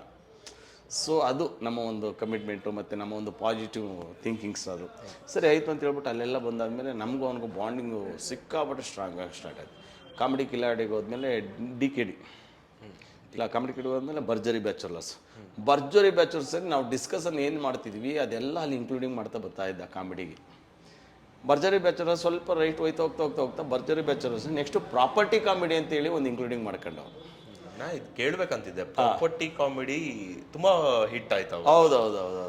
ಸೊ ಅದು ಹೇಗೆ ಅದು ಅಂದರೆ ಬಿಫೋರೇ ಮಾಡ್ತಿದ್ರ ಅಥವಾ ಅಲ್ಲಿ ಅವ್ರು ಇಂಪ್ರೂವ್ ಮಾಡ್ಕೊಂಡು? ಇಲ್ಲ, ನಾವೆಲ್ಲ ಡಿಸ್ಕಷನ್ ಮಾಡ್ತಿದ್ವಿ ಹಂಗೆ. ಈಗ ಕೋಲ್ಗೆ ಹಾರ ಹಾಕ್ಬಿಟ್ರೆ ಕೋಲಾರ ಆಗುತ್ತೆ, ಅರ್ಥ ಆಯ್ತಾ? ಕೀ ಮೇಲೆ ಚೇನ್ ಇಟ್ಬಿಟ್ರೆ ಕೀ ಚೇನ್ ಆಗುತ್ತೆ. ಸೊ ಈ ಥರದ್ದೆಲ್ಲ ಸಣ್ಣದು ಮಾಡ್ತಾ ಇದ್ವಿ ಸರ್ ನಾವೆಲ್ಲ. ಟೇಬಲ್ ಫ್ಯಾನ್ ಅಂದರೆ ಬಿಫೋರ್ ಸ್ಕ್ರಿಪ್ಟ್ ಇದು ಮಾಡ್ಬೇಕಾರೆ ಅದು ನಾವು ಕೂತ್ಕೊಂಡು ಈ ಥರ ಪ್ರಾಪರ್ಟಿ ಕಾಮಿಡಿ ಮಾಡ್ಬೋದು ಅಂತೇಳಿ ಸುಮಾರು ಸರಿ ಡಿಸ್ಕಷನ್ ಮಾಡ್ತಾ ಇದ್ವಿ. ಆ ಥರದ್ದೆಲ್ಲ ಪ್ಲಾನ್ ಮಾಡಿಬಿಟ್ಟು ಈಗ ನಾವು ಸಣ್ಣ ಫ್ಯಾನ್ನ ಟೇಬಲ್ ಮೇಲೆ ಇಟ್ಬಿಡೋದು. ನೋಡಿ ಈಗ table first plan table fan ಆಗುತ್ತೆ. ಈ ಥರದ್ದೆಲ್ಲ ಯೋಚನೆಗಳು ಮಾಡ್ತಿದ್ವಿ ನಾವೆಲ್ಲ ಮಾತಾಡ್ತಾ. ಸೊ ಇದು ನಮಗೆ ಪ್ಲಸ್ ಪಾಯಿಂಟ್ ಆಯಿತು. ಅದನ್ನೆಲ್ಲ ಅಲ್ಲಿ ಇನ್ಕ್ಲೂಡಿಂಗ್ ಮಾಡೋಕ್ಕೆ ಸ್ಟಾರ್ಟ್ ಮಾಡಿದ. ಅದನ್ನು ಕೂಲಿಂಗ್ ಗ್ಲಾಸ್ ಅಂತ ನಾವು ಗ್ಲಾಸ್ ಒಳಗಡೆ ಹಾಕ್ಬಿಟ್ಟು ಏನಾದ್ರು ಸಮಥಿಂಗ್, ಸುಮಾರು ಜನ ಎಣ್ಣೆ ಹೊಡಿಬೇಕಾದಾಗ ಏನು ಮಾಡ್ತಾರೆ, ಐಸ್ ಹಾಕೋ ಹೊಡಿತಾ ಇರ್ತಾರೆ. ಗ್ಲಾಸ್ ಒಳಗಡೆ ಐಸ್ ಹಾಕ್ಬಿಟ್ರೆ ಕೂಲಿಂಗ್ ಗ್ಲಾಸ್. ಸೊ ಈ ಥರದ್ದೆಲ್ಲ ಮಾಡ್ತಾ ಡಿಸ್ಕಷನ್ ಮಾಡ್ತಿದ್ವಿ. ಅದೆಲ್ಲ ಪ್ಲಸ್ ಪಾಯಿಂಟ್ ಆಗಿ ಸ್ಟಾರ್ಟ್ ಆಯಿತು ಅವನಿಗೆ. ಸರ್ ನಾನು ಪ್ರಾಪರ್ಟಿ ಕಾಮಿಡಿ ಮಾಡ್ತೀನಲ್ಲ, ಇದನ್ನೇ ಟ್ರೈ ಮಾಡ್ತೀನಿ ಸರ್ ಅಂತ. ಓಕೆ ಮಾಡಿ ಮಾಡಿ ಮಾಡಿ ಮಾಡಿ ಅಂತ ಹೇಳ್ಬಿಟ್ಟು ಅಲ್ಲಿಂದ ನೆಕ್ಸ್ಟು ಭರ್ಜರಿ ಬ್ಯಾಚುಲರ್ಸ್ ಆದಮೇಲೆ DKDಲಿ ಹೆವಿ. ಆಮೇಲೆ ನನಗೆ DKDಲಿ ಏನಾಗುತ್ತೆ ಅಂತ ಹೇಳಿದ್ರೆ ಅವನು ಪರ್ಫಾರ್ಮೆನ್ಸ್ ಮಾಡ್ತಾ ಇದ್ನಲ್ಲ, ಪರ್ಫಾರ್ಮೆನ್ಸ್ ಜೊತೆಗೆ ಡ್ಯಾನ್ಸ್ಗೆ ಬಂದ ಅವನು. ಅಲ್ಲಿ ಸ್ವಲ್ಪ ಎಲ್ಲ ಕೊರಿಯೋಗ್ರಾಫರ್ ಎಲ್ಲ ಸುಮಾರು ರುದ್ರ ಮಾಸ್ಟರ್ ಆಗಿರ್ಬೋದು, ಸುಮಾರು ಜನ ಮೋಹನ್ ಮಾಸ್ಟರ್ ಇರ್ಬೋದು, ಎಲ್ಲರೂ ಪರಿಚಯ ಆಗಿ ಗಿಲ್ಲಿನ ಸ್ವಲ್ಪ ಟ್ರೈನ್ ಅಪ್ ಮಾಡೋಕ್ಕೆ ಸ್ಟಾರ್ಟ್ ಆದರು. ಅಲ್ಲಿಂದ ಇನ್ನೂ ಸ್ವಲ್ಪ ಬ್ರೈಟ್ನೆಸ್ ಬರೋಕ್ಕೆ ಸ್ಟಾರ್ಟ್ ಆದರು. ಹಾಗಾಗಿ DKD ಎಲ್ಲ ಎಂಡ್ ಆಗಷ್ಟರಲ್ಲಿ ಒಂದಿನ ಒಂದು ಕರೆ ಬರುತ್ತೆ. ಅದೇ ಕರೆ ಬಿಗ್ ಬಾಸ್. ನಾವು ಭಾಳ ಹೆಮ್ಮೆ ಆಗಿಬಿಟ್ಟು ಭಾಳ ಖುಷಿ ಆಗ್ಬಿಡ್ತು. ನಮ್ಮ ಒಂದು ಲೆವೆಲ್ಗೆ ನಮಗೆ ಪರವಾಗಿಲ್ಲಪ್ಪ ಬಿಗ್ ಬಾಸ್ ಕಡೆಯಿಂದ ಬಂದಿದೆಯಲ್ಲ ಅಂತ ಹೇಳ್ಬಿಟ್ಟು 6 ತಿಂಗಳು ವರ್ಕ್ ಇರಲಿಲ್ಲ.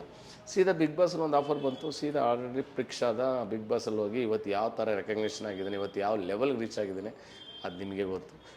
ಸರ್ ಆ್ಯಕ್ಚುಲಿ ನಾವು ತುಂಬ ಜನ ಬಾಯಲ್ಲಿ ಕೇಳಿದ್ದೀವಿ ಟು ಬಿ ಫ್ರಾಂಕ್. ಏನಂದರೆ ಈ ಸೀಸನ್ ಏನು ನಡೀತಾ ಇದೆ, ಗಿಲ್ಲಿ ನಟ ಯಾರು ಬಾಯಲ್ಲಿ ನೋಡಿದ್ರು ಗಿಲ್ಲಿ ನಟ.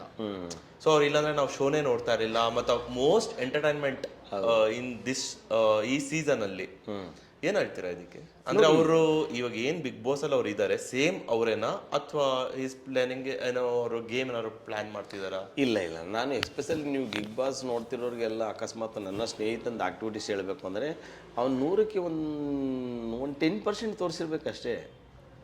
100%ಲಿ ಒಂದು 10% ಅಷ್ಟೇ ಶೋ ಮಾಡ್ತಿರೋದು. ಇನ್ನೂ 90% ಇದೆ ಅವನ ಆಟ.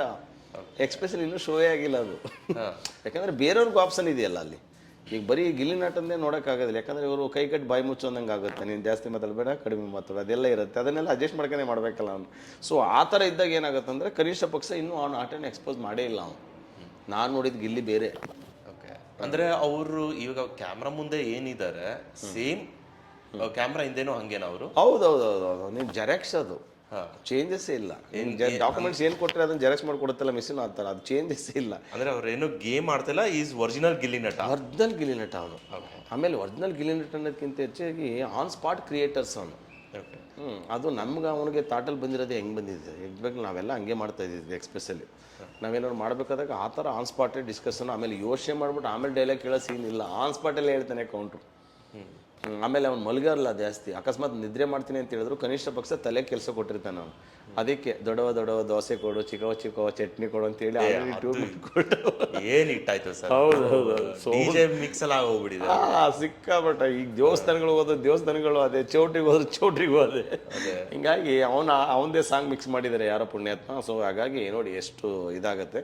ಅಂದರೆ ನಮಗೆ ಹಳ್ಳಿಗಳ ಕಡೆ ಅದನ್ನೆಲ್ಲ ಹೇಳ್ಕೊಡ್ತಾ ಇದ್ದಾರೆ. ಅವರ ಚಿಕ್ಕಮ್ಮ ಅವರೆಲ್ಲ ಅದನ್ನೆಲ್ಲ ಹೇಳ್ಕೊಡೋದು. ಅದೆಲ್ಲ ಒಂದೊಂದು ಟೈಮ್ಲಿ ಇನ್ಕ್ಲೂಡಿಂಗ್ ಆಗುತ್ತೆ. ಯಾಕೆ ಮಕ್ಕಳೆಲ್ಲ ಮೊಮ್ಮಕ್ಕಳೆಲ್ಲ ಹಿರಿಯರ ಜೊತೆಲಿ ಬೆಳಿಬೇಕು ಅನ್ನೋದಕ್ಕೆ ಬೆಸ್ಟ್ ಎಕ್ಸಾಂಪಲ್ ಗಿಲ್ಲಿ. ಯಾಕಂದ್ರೆ ಅದ್ರ ಕಲೆ ತುಂಬ ಇದೆಯಲ್ಲ ಸರ್. ಹೌದು, ಆ ಕಲೆ ಅದಾದಮೇಲೆ ಸೊ ಹಂಗೆ ನಡೀತಾ ಇತ್ತು. ಅದಾದಮೇಲೆ ಹೆಚ್ಚು ಕಮ್ಮಿ ಏನಿಲ್ಲ ಅಂತ ಹೇಳಿದ್ರು ಗಿಲ್ಲಿ ಫಸ್ಟ್ ಒಂದು ಬೈಕ್ ತಗೊಂಡು ಅಲ್ಲಿ ಪಾರ್ಕಿಂಗು ಜಾಗ ಇಲ್ಲ ಬಡಿ ಎಲ್ಲಿ ಫಸ್ಟ್ ಇದ್ದಿದ್ದನಲ್ಲ ಅಲ್ಲಿ. ಅದಾದಮೇಲೆ ಕಾರ್ ತಗೊಬಿಟ್ಟ. ಇನ್ನು ಬೈಕ್ ನಿಲ್ಸೋಕ್ಕೆ ಜಾಗ ಇಲ್ಲ ಅಂದಮೇಲೆ ಕಾರಲ್ಲಿ ನಿಲ್ಸೋದು. ಸರಿ ಆಯಿತು ಅಂತ ಹೇಳ್ಬಿಟ್ಟು ಒಂದಿನ ನಂಗೆ ಫೋನ್ ಮಾಡ್ದೆ, ಸರ್ ಈಗ ಆಗ್ಬಿಟ್ಟೈತೆ ಏನು ಮಾಡೋದು ಹಂಗೆ ಹಿಂಗೆ ಅಂತ. ಸರಿ ಆಯಿತು ಓಕೆ ಏನು ಮಾಡ್ತೀರಾ ಡಿಸ್ಕಷನ್ ಮಾಡಿ ಅಂತ. ನಾನು ಫಸ್ಟ್ ನನ್ನ ರೂಮಿಗೆ ಬನ್ನಿ ಅಂತ ಕರೀಲ್ಲ, ಅವ್ನು ಬರೋದೇ ನನ್ನ ರೂಮ್ಗೆ ಅಂತ ಗೊತ್ತಿದ್ದು ನಂಗೆ. ಆಯಿತು ಒಂದು ಕೆಲಸ ಮಾಡೋಣ ಸರ್ ಅಂತ ಹೇಳ್ಬಿಟ್ಟು ಎಲ್ಲ ಸಾಮಾನೆಲ್ಲ ಕಾರಿಗೆ ತುಂಬ್ಕೊಂಡು ಸೀದಾ ಅವ್ನ ಫ್ರೆಂಡ್ಸ್ ಜೊತೆಲಿ ಒಂದು 5 ಜನ ಜೊತೆಗೆ ನನ್ನ ರೂಮ್ಗೆ ಬಂದ.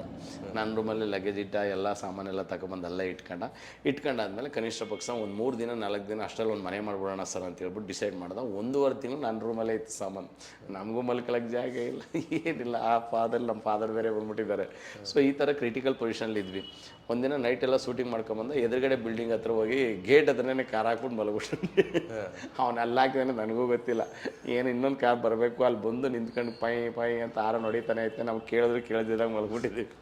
ಅದಾದಮೇಲೆ ಬೆಳಿಗ್ಗೆ ಹೆಚ್ಕೊಂಬ ಒಂದು 6 ಗಂಟೆ 6 ಅಷ್ಟೆಲ್ಲ ಅವ್ರ ಎದುರಷ್ಟರಲ್ಲಿ ಕಾರ್ನ ಎಸ್ಕೇಪ್ ಮಾಡಿಬಿಟ್ಟು ಬೇರೆ ಕಡೆ ತಗೋಗಿ ನಮ್ಮೂರನ್ನು ತಿಂಡಿ ಹತ್ರ ಹಾಕಿ ಅಲ್ಲಿಂದ ಕೂಲಾಗಿ. ಆಮೇಲೆ ನಮ್ಗೆ ಗೊತ್ತಲ್ಲ ನಿಮಗೆ ಇಬ್ಬರು ಇರ್ತೀವಿ ಅಂತ ಬಾಡಿಗೆ ಮನೆ ಮಾಡ್ಕೊಂಡಿದ್ವಿ. 8 ಜನ ಇದ್ಬಿಟ್ರೆ ಹೆಂಗೆ ಅದೊಂದು ಸಿಚುವೇಶನ್ ಹೆಂಗಾಗುತ್ತೆ ಅಂತ ಹೇಳಿದ್ರೆ, ಗಿಲ್ಲಿಗೆ ನಾನು ಇಲ್ಲಿ ಮಲಗಬೇಕು, ಇಲ್ಲಿ ತಿನ್ನಬೇಕು, ಮತ್ತು ನಾನು ಹಿಂಗೆ ಇರಬೇಕು, ಇದು ಯಾವ ಮೈಂಡ್ಸೆಟ್ಟು ಇಲ್ಲ.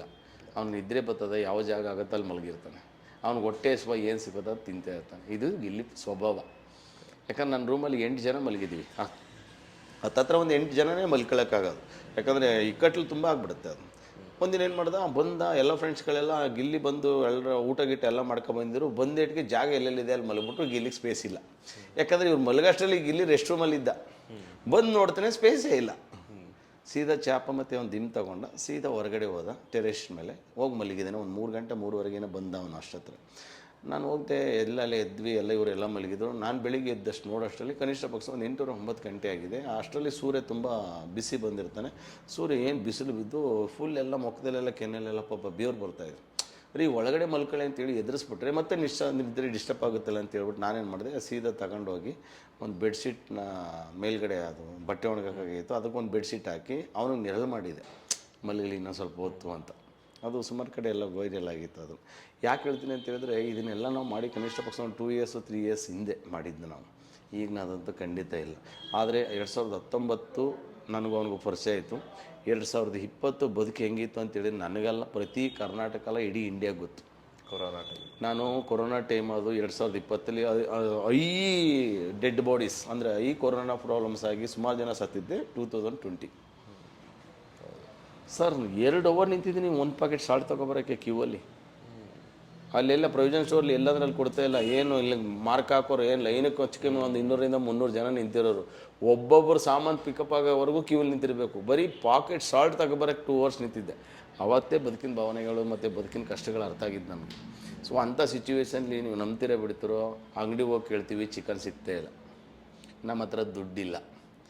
2019 ಫಸ್ಟ್ ಲಾಕ್ಡೌನ್ ಆಯಿತು, ಇದ್ದಿದ್ದೆಲ್ಲ ಖಾಲಿ. 2020 ಮತ್ತೆ ಲಾಕ್ಡೌನ್ ಆದರೆ ಎಲ್ಲಿ ತಗೊಬರೋದು? 3 ತಿಂಗಳು ಒಳಗಡೆ ರೇಷನ್ ಇತ್ತು, ಅಕ್ಕಿ ಇತ್ತು, ಅದು ಬಿಟ್ಟರೆ ಸಾಂಬಾರು ಪೌಡ್ರ್ ಇತ್ತು, ಎಲ್ಲ ಹುಳಾಗ್ಬಿಟ್ಟೈತೆ. ಮತ್ತೆ ಇಲ್ಲಿಂದ ಬಂದು ರೀಸೈಕಲ್ ಮಾಡಬೇಕು ನಾವು. ಅಂಥ ಸಿಚುವೇಶನ್ಲಿ ಏನು ಮಾಡಿಬಿಟ್ಟು 1/4 kg ತೊಗೊಂಬಂದಿದ್ದೀವಿ ಚಿಕನ್ನು. ಎಷ್ಟು ಹೇಳಿ? 1/4 kg ಚಿಕನ್ ತಗೊಂಬಂದು ಅದಕ್ಕೊಂದು 8 ಕಾಲು ಹಾಕ್ಸ್ಕೊಂಬಂದಿದ್ದೀವಿ. ಚಿಕನಲ್ಲಿ 8 ಚಿಕನ್ 8 ಕಾಲು. ಯಾಕೆ ಹೇಳ್ತೀನಿ ಅಂತ ಹೇಳಿದ್ರೆ ಅವನು ಕಾಲು ತಿಂತಿರಲಿಲ್ಲ ಗಿಲ್ಲಿ, ನಾನು ತಿಂತಾಯಿದ್ದೆ. ನನಗೆ ಏನೋ ಒಂಥರ ತಿನ್ನಬೇಕು ಅಂತ ಅನ್ನಿಸ್ತಿತ್ತು ಅವನಿಗೆ. ಸರಿ ಆಯಿತು ಬಾರಪ್ಪ ಅಂತ ಹೇಳ್ಬಿಟ್ಟು ಸೀದಾ ನಮ್ಮ ಕಬ್ಬಳಮ್ಮ ಚಿಕನ್ ಅಂತಿತ್ತು, ಅವನ ಹತ್ರ ಕರ್ಕೋಗಿ ಗುರು ಒಂದು 8 ಕಾಲು ಹಾಕ್ಬಿಡಮ್ಮ ಅಂತ. 1/4 kg ಚಿಕನ್ ತಗೊಂಡು 8 ಕಾಲು ಕೇಳ್ತೀಯಲ್ಲ ಮಾರ ಅಂತ. ಇಲ್ಲ ನಮ್ಮ ಮನೇಲಿ ಒಂದು ನಾಯಿ ಐತೆ ಮಗ, ಅದಕ್ಕೆ ಬೇಕು ಹಾಕ್ಬಿಡು ಅನ್ನೋದು ಸುಮ್ಮನೆ. ಯಾಕಂದ್ರೆ ಅಲ್ಲಿ ನಾಯಿ ಇರಲಿಲ್ಲ, ನಾವೇ ನಾಯಿ ಸಿಚುವೇಶನ್. ಹಂಗಾಗಿ ಅದನ್ನು ತಿಂದಾದ್ಮೇಲೆ ಹಿಂಗೆ ಜೀವನ ಮಾಡ್ಕೊಂಡು ಬಟ್ ನಮಗೆ ಎಲ್ಲೋ ಒಂದು ಕಡೆ ಕೆಲವು ವಿಷಯಗಳನ್ನ ನಾವೇ ಥಿಂಕ್ ಮಾಡಬೇಕಾದಾಗ ನಮ್ಮದೊಂದು ವಿಷನ್ ಇದೆಯಲ್ಲ, ಇದು ಬಿಗ್ ಇದೆ ಅಂತ ನಮಗೆ ಗೊತ್ತಿತ್ತು. ಏನೋ ಮಾಡ್ತೀವಿ ನಾವು, ಏನೋ ಒಂದು ಮಾಡ್ತೀವಿ ಅಂತ. ಯಾಕಂದರೆ ಆ ಕಾನ್ಫಿಡೆಂಟ್ ಇಲ್ಲ ಅಂದರೆ ಇಂಡಸ್ಟ್ರಿಗೆ ಬರ್ಬಾರ್ದು ಸರ್, ನಾನು ಅನ್ಕೊಳ್ಳೋದು. ಆಮೇಲೆ ಸೋಮಾರಿತನ ಅನ್ನೋದಿದ್ದರೆ ನೀವು ಇಂಡಸ್ಟ್ರಿಗೆ ಬರಬೇಡಿ. ಯಾರಿಗಾದರೂ ಅಷ್ಟೇ ಹೇಳೋದು, ನೀನು ಬೆಳಿಗ್ಗೆ ಒಂದು ಕೆಲಸ ಮಾಡ್ತೀಯ ಅಂದರೆ ರಾತ್ರಿ ಇನ್ನೊಂದು ಕೆಲಸ ಮಾಡೋಕ್ಕೆ ರೆಡಿ ಇದ್ದರೆ ಮಾತ್ರ. ಯಾಕಂದ್ರೆ ನಿನ್ನ ಕನಸಿಂದೇ ಓಡಬೇಕಿಲ್ಲ. ಇವತ್ತೆಲ್ಲರಿಗೂ ಆಲ್ರೆಡಿ ಮೊಬೈಲ್ ಕೈಲಿದೆ ಅಂತ ಹೇಳ್ಬಿಟ್ಟು ಬೆಳಿಗ್ಗೆ ಸಾಯಂಕಾಲ ಗಂಟೆ ಕೂತ್ಕೊಂಡು ಮಾತಾಡಿದ್ದೆ ನೋಡಿದ್ದೆ ನೋಡ್ಕೊಂಡು ಟೈಮ್ ಪಾಸ್ ಮಾಡಿಬಿಟ್ಟು ಇಂಡಸ್ಟ್ರಿಗೆ ಹೋಗಿದ್ದೆಪ್ಪ ನಾನು ಏನೂ ಅಚೀವ್ಮೆಂಟ್ ಮಾಡೋಕ್ಕಾಗಿಲ್ಲ ಅಂತ ಹೋಗ್ಬಾರ್ದು. ನೀನು ಪ್ರಿಪ್ರೇಷನ್ ಏನಿದೆಯೋ ಅದನ್ನು 100% ನೀನು ಮಾಡಿರಬೇಕು ಎಲ್ಲರಿಗೂ. ಅದಾದಮೇಲೆ ನೆಕ್ಸ್ಟು ಒಳ್ಳೊಳ್ಳೆ ಕಾನ್ಸೆಪ್ಟ್ ಮಾಡೋಣ ಅಂತೇಳಿ ಒಳ್ಳೊಳ್ಳೆ ಕಾನ್ಸೆಪ್ಟ್ ರೆಡಿ ಮಾಡ್ಕೊಂಡು ಎಷ್ಟೋ ಪ್ರೊಡ್ಯೂಸರ್ಸ್ ಹತ್ರ ಹೋಗಿದ್ದೀವಿ ನಾವು. ಪ್ರೊಡ್ಯೂಸರ್ಸ್ ಎಲ್ಲ ಹಿಂಗೆ ಇಸ್ಕೊಂಡು ನೋಡೋರು ಚೆನ್ನಾಗಿ ನಗೋರು ಫುಲ್ಲು. ನಗಾದ್ಮೇಲೆ ಇದನ್ನು ಯಾರು ಬೇಕಾದ್ರೂ ಪ್ರಾಕ್ಟೀಸ್ ಮಾಡಿ ಹೇಳ್ಬೋದಮ್ಮ, ಆದರೆ ಸಿನಿಮಾ ಅಂದರೆ ಬೇರೆ ಸ್ಟೈಲ್ ಇರುತ್ತಪ್ಪ, ಅದು ನಿಮ್ಮ ಕೈಲಿ ಆಗಲ್ಲ. ಯಾಕೆ ಹಿಂಗೆ ಹೇಳ್ತಾರೆ ಪ್ರಶ್ನೆ ಹುಡುಕ್ತಿತ್ತು. ಸೀದಾ ಹೋದೆ ಆಯಿತು. ನಗರದಲ್ಲಿ ಜೊಮೊಟೊ ಮಾಡ್ತಾಯಿದ್ದೆ. ಜೊಮೊಟೊ ಮಾಡ್ತಾ ಇರಬೇಕಾದಾಗ ಯಾರೋ ಒಬ್ಬರ ಕಡೆಯಿಂದ ನನಗೆ ಒಬ್ಬರು ಮಹೇಶ್ ಸರ್ ಅಂತೇಳಿ ಪರಿಚಯ ಆಗಿದ್ರು. SN ಮಹೇಶ್ ಸರ್, ಅಮೂಲ್ಯ ರತ್ನ ಪ್ರೊಡ್ಯೂಸರ್ಸ್. ಅವರು ಕಾಫಿ ಕಟ್ಟೆ ಹತ್ರ ಕಾಫಿನೇ ಕುಡಿತಾ ಇದ್ದಾರೆ ನಾವು ಫ್ರೆಂಡ್ಸ್ ಜೊತೆ ಸೇರಿ. ನಾನು ಜೊಮೊಟೊ ಕಾಸ್ಟ್ಯೂಮ್ ಹಾಕೊಂಡು ಬೈಕ್ ಮೇಲೆ ಹೋಗಿರ್ತೀನಿ. ನಾನು ಅವರು ನೋಡಿಲ್ಲ, ಅವ್ರು ನನ್ನ ನೋಡಿದ್ರು ಸರ್. ಫೋನ್ ಹಾಕರಲ್ಲಿ, ಹಲೋ ಎಲ್ಲಿದ್ದೀರಿ ಸೂರ್ಯವಂಶಿ? ನಾನು ಡೈರೆಕ್ಷನ್ ಡಿಪಾರ್ಟ್ಮೆಂಟ್ಲಿ ಇದ್ದೀನಿ, ನಾನು ಡೈರೆಕ್ಟ್ರು ಅಂತೇಳಿ ಅಕಸ್ಮಾತ್ ಅವತ್ತು ಸುಳ್ಳು ಹೇಳಿದರೆ ಎಷ್ಟೋ ಅವಕಾಶಗಳು ಮಿಸ್ ಆಗುತ್ತೆ ಅನ್ನೋದಕ್ಕೆ ಬೆಸ್ಟ್ ಎಕ್ಸಾಂಪಲ್ ಅದು. ನಾನು ಓಕೆ ಬಿಡಿ ಅಂತ ಹೇಳ್ಬಿಟ್ಟು ನಾನು ನಗರದಲ್ಲಿದ್ದೀನಿ ಸರ್ ಅಂತ. ನಗರದಲ್ಲಿ ಎಲ್ಲಿದ್ದೀರಿ ಅಂದರು. ಸುಳ್ಳು ಹೇಳ್ತಾನೆ ಅಂತ. ನಾನು ನಗರದಲ್ಲಿ ಕಾಫಿ ಕಟ್ಟೆ ಹತ್ರ ಇದ್ದೀನಿ ಸರ್ ಅಂದು. ಈ ಕಡೆ ತಿರುಗಿದ್ರೆ ಬನ್ನಿ ಅಂತ ಹೇಳಿದ್ರು. ನಾನು ಅಷ್ಟೊತ್ತಿಗೆ ಕಾಫಿ ಕಟ್ಟೆಯಿಂದ ಹೋಗಿ ಫುಡ್ ಇಸ್ಕೊಂಡು ಸೀದಾ ಅವ್ರ ಹತ್ರಕ್ಕೆ ಹೋದೆ. ನೀವು ಡೈರೆಕ್ಟ್ರ್ ಆಗಬೇಕು ಅಂತ ಬಂದಿದ್ದೀರಿ, ನೀವು ಯಾವ ಕೆಲಸ ಮಾಡ್ತಿದ್ದೀರಿ ಅಂತ. ಡೈರೆಕ್ಟ್ರ್ ಅಂತೂ ಆಗಿಲ್ಲ ಸರ್, ಅದಕ್ಕೆ ಡೆಲಿವರಿ ಬಾಯ್ ಆಗಿದ್ದೀನಿ ಸರ್, ಈ ಕೆಲಸ ಮಾಡ್ತಾಯಿದ್ದೀನಿ ಸರ್. ಇಲ್ಲಿ ಟೈಮಲ್ಲಿಲ್ಲ, ನೀವು ಯಾವಾಗ ಬೇಕು ಇವಾಗ ಬರಲೇಬೇಕು, ಇಷ್ಟೇ ಸಂಬಳ ತಗೋಬೇಕು, ಇಷ್ಟೇ ಸಂಪಾದನೆ ಮಾಡ್ಬೇಕಂತ ಏನಿಲ್ಲ. ನನಗೆ ಫ್ರೀಡಮ್ ಯಾವಾಗಿರುತ್ತೋ ಅವಾಗ ಕೆಲಸ ಮಾಡ್ಬೋದು ಸರ್. ನೋಡೋಣ ಸರ್ ಹಿಂಗಿದೆ ಏನೋ ಮಾಡಬೇಕು ಅಂತ ಬಂದೆ, ಸಿಕ್ಕಲಿಲ್ಲ ಸರ್, ಅದಕ್ಕೆ ಇಡೋ ಕೆಲಸನೂ ಬಿಟ್ಬಿಟ್ಟು ಇವಾಗ ನಾನು ಡೆಲಿವರಿ ಕೆಲಸ ಮಾಡ್ತಾಯಿದ್ದೀನಿ ಸರ್. ಹೌದಾ ಅಂತೇಳ್ಬಿಟ್ಟು ಓಕೆ ಎಲ್ಲ ಕೇಳಿದ್ರು. ಆಮೇಲೆ ಮತ್ತೇನು ಯಾವ್ದಾರು ಒಂದು ಮಾಡಿದ್ದೀರಾ ಬೇರೆ ಹೆಂಗೆ? ಇಲ್ಲ ಸರ್, ಒಂದು ಒಳ್ಳೆ ಸಬ್ಜೆಕ್ಟ್ ಇದೆ ಸರ್, ಅದನ್ನು ನಾನು ಆಲ್ರೆಡಿ ಮಾಡಿಟ್ಟಿದ್ದೀನಿ ಸರ್, ಯಾರು ಇದ್ದರೆ ಮಾಡಬೇಕು ಅಂತ ಅಂದ್ಕೊಂಡಿದ್ದೀನಿ. ಹೌದಾ ಅಂತೇಳ್ಬಿಟ್ಟು ಅಮೂಲ್ಯ ರತ್ನದ ಒಂದು ಹೇಳಿದೆ ಅಷ್ಟೇ ಅಲ್ಲಿ. ಸರ್ ಈ ಥರ ತಮಿಳ್ನಾಡಿಗೆ ಹೋಗ್ತಾರೆ ಒಂದು ಟ್ರೂಪ್ ಇಂಜಿನಿಯರ್ ಸ್ಟೂಡೆಂಟು, ಅಲ್ಲಿ ಹಿಂಗೆ ಆಗುತ್ತೆ ಸರ್ ಅಂತ. ಅವ್ರಿಗೆ ಅಲ್ಲೇ ಇನ್ಸ್ಪಿರೇಷನ್ ಆಗೋದು. ಒಂದು ಕೆಲಸ ಮಾಡಿ, ನೀವು ಆಫೀಸ್ ಹತ್ರ ಬಂದುಬಿಡಿ ಅಂತ ಹೇಳ್ಬಿಟ್ಟು ಸೀದಾ ಏನು ಮಾಡೋ, ನಾನು ಆಫೀಸ್ ಹತ್ರ ಕರೆಸಿ ಆಫೀಸ್ ಹತ್ರ ಹೋಗಿ ಫುಲ್ ಕತೆ ಹೇಳಿದೆ, ಹಿಂಗಿದೆ ಸರ್, ಹಿಂಗೆ ಹೋಗ್ತಾರೆ, ಹಿಂಗೆ ಹೋಗ್ತಾರೆ, ಹಿಂಗೆ ನಡೀತದೆ ಸರ್. ಟೇಬಲ್ ಮೇಲೆ ಇಮಿಡಿಯೇಟ್ ಎತ್ತು 50,000 ರೂಪಾಯಿ ಇಟ್ಟರು. ಎಷ್ಟು ದಿನ ಶೂಟಿಂಗ್ ಮಾಡ್ತೀರಾ ಇದನ್ನು ಅಂದ್ರೆ ಒಂದು 3 or 4 ಡೇಸ್ ಆಗ್ಬೋದು ಸರ್. ಓಕೆ, ಎಷ್ಟಾಗುತ್ತೆ ಬಜೆಟು? ಸ್ಟಾರ್ಟಿಂಗ್ 1,80,000 ರೂಪಾಯಿ ಅವ್ರಿಗೆ ಹೇಳಿದ್ದು ನಾನು. 1,80,000 ರೂಪಾಯಿ ಆಗ್ಬೋದು ಸರ್. ಇಲ್ಲ ಓಪನ್ ಜೀಪ್ ಎಲ್ಲ ಬೇಕಾಗುತ್ತೆ ಸರ್ ನನಗೆ, ಹಂಗೆ. ಹೌದಾ, ಓಕೆ, ಎಲ್ಲ ರೆಡಿ ಮಾಡ್ಕೊಳ್ಳಿ ಅಂತ ಹೇಳಿ ಆದಮೇಲೆ ಸೀದಾ ಹೋದ್ವಿ, ಎಲ್ಲ ಕತೆ ಎಲ್ಲ ಹೇಳಿದ್ವಿ. ಸ್ಟಾರ್ಟಿಂಗ್ ಅಂದ್ಕೊಂಡಿದ್ದು ಅಮೂಲ್ಯ ರತ್ನಾಗ ಬರೀ ಒಬ್ಬ ಲವರ್ಸು, ಅಂದರೆ ಇಬ್ಬರು ಲವರ್ಸ್ ಹೋಗ್ತಾರೆ, ಒಂದು ಹುಡುಗ ಒಂದು ಹುಡುಗಿನೇ ಹೋಗ್ತಾ ಇರ್ತಾರೆ ನಾನು. ಆಮೇಲೆ ಬರೀ ಒಂದು ಹುಡುಗಿನೇ ಬರೀ 1/4 ಗಂಟೆ ಟೈಮ್ ಹೆಂಗೆ ನೋಡೋಕ್ಕಾಗುತ್ತೆ, ಅಷ್ಟೇ ಏನಾರು ರೇಡ್ ಮಾಡೋಣ ಅಂತ ಹೇಳ್ಬಿಟ್ಟು ಗಿಲ್ಲಿ ಎಲ್ಲ ಸಿಂಗಲ್ ಟೇಕ್ ಮಾಡ್ತಾಯಿದ್ದೆ. ಸಿಂಗಲ್ ಟೇಕ್ ಮಾಡ್ತಾ ಇರಬೇಕಾದಾಗ ನಾನೇನು ಮಾಡಿದೆ, ಗಿಲ್ಲಿ ನೀನು ಬರೀ ಸಿಂಗಲ್ ಟೇಕೆ ಮಾಡ್ತಾ ಇದೆಯಮ್ಮ, ನೀನು ಬೇರೆ ಥರ ತೋರಿಸ್ಬೇಕು ಅಂತ ಹೇಳ್ಬಿಟ್ಟು ಅಮೂಲ್ಯ ರತ್ನಾಗ ಜಗ್ಗಪ್ಪ ಮಾಡಿರೋ ಕ್ಯಾರೆಕ್ಟರ್ನ ಗಿಲ್ಲಿಗೆ ಬರ್ದಿದ್ದು. ನಿನ್ನೊಂದು ಒಳ್ಳೆ ಕಾಮಿಡಿ ಐತೆ, ಇದ್ರಲ್ಲಿ ತೋರ್ಸೋಣ ಅಂತ. ಅಷ್ಟರಲ್ಲಿ ಇವನು ಕಾಮಿಡಿ ಕಿಲಾಡಿಗೆ ಜಂಪ್ ಆಗಿಬಿಟ್ಟಿದ್ದ. ಅಲ್ಲಿ ಇವನಿಗೆ ರಜಾ ಕೊಡ್ತಾ ಇಲ್ಲ, ಇವನು ಬರ್ತಾ ಇಲ್ಲ.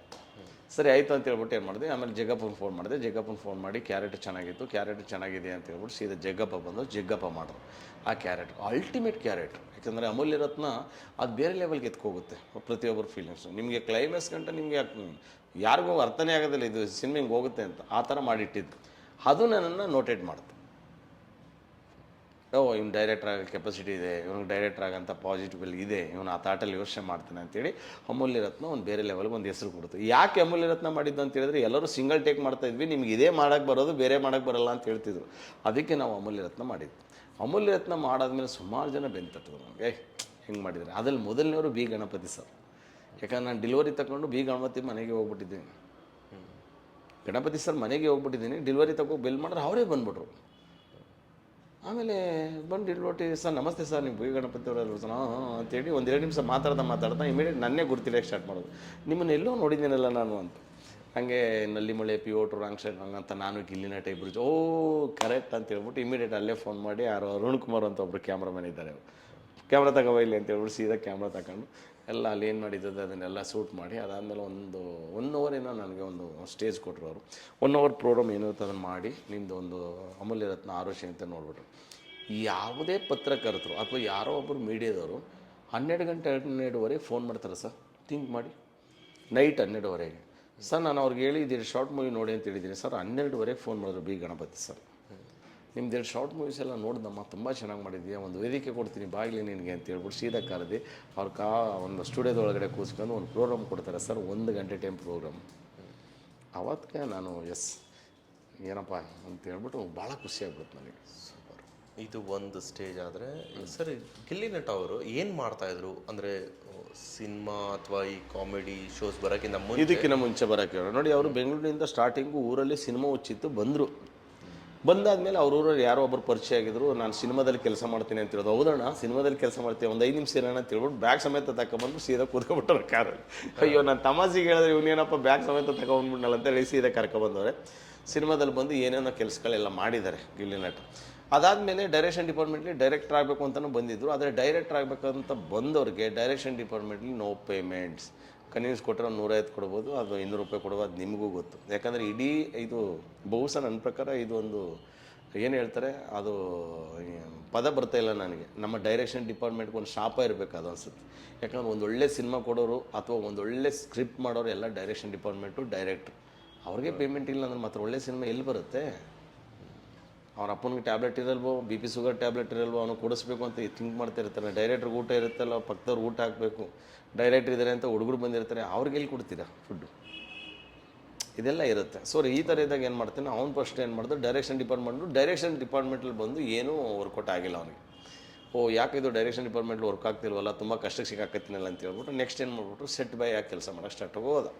ಸೆಟ್ ಬೈ ಸ್ಟಾರ್ಟ್ ಆಗಿ ಕೆಲಸ ಮಾಡೋಕ್ಕೆ ಹೋದಾಗ ಅಲ್ಲಿಂದ ಹೆಚ್ಚಿಗೆ ಒಂದು 800-900 ರೂಪಾಯಿ ಪೇಮೆಂಟ್ ಸಿಗ್ತಿತ್ತು ಇಲ್ಲಿಗೆ. ಆ ದುಡ್ಡನ್ನೆಲ್ಲ ಇಟ್ಕೊಂಡು ಏನು ಮಾಡಿರುತ್ತೆ, ಒಂದೊಂದು ದಿನ ಒಂದೊಂದು ಸ್ಕ್ರಿಪ್ಟ್ ಮಾಡಾದ್ಮೇಲೆ ಇಮಿಡಿಯೇಟ್ ಯೂಟ್ಯೂಬ್ಗೆ ಅಪ್ಡೇಟ್ ಮಾಡೋದು ಅಂತ ಹೇಳ್ಬಿಟ್ಟು ಸೀದಾ ಅಲ್ಲಿಗೆ ಬಂದ.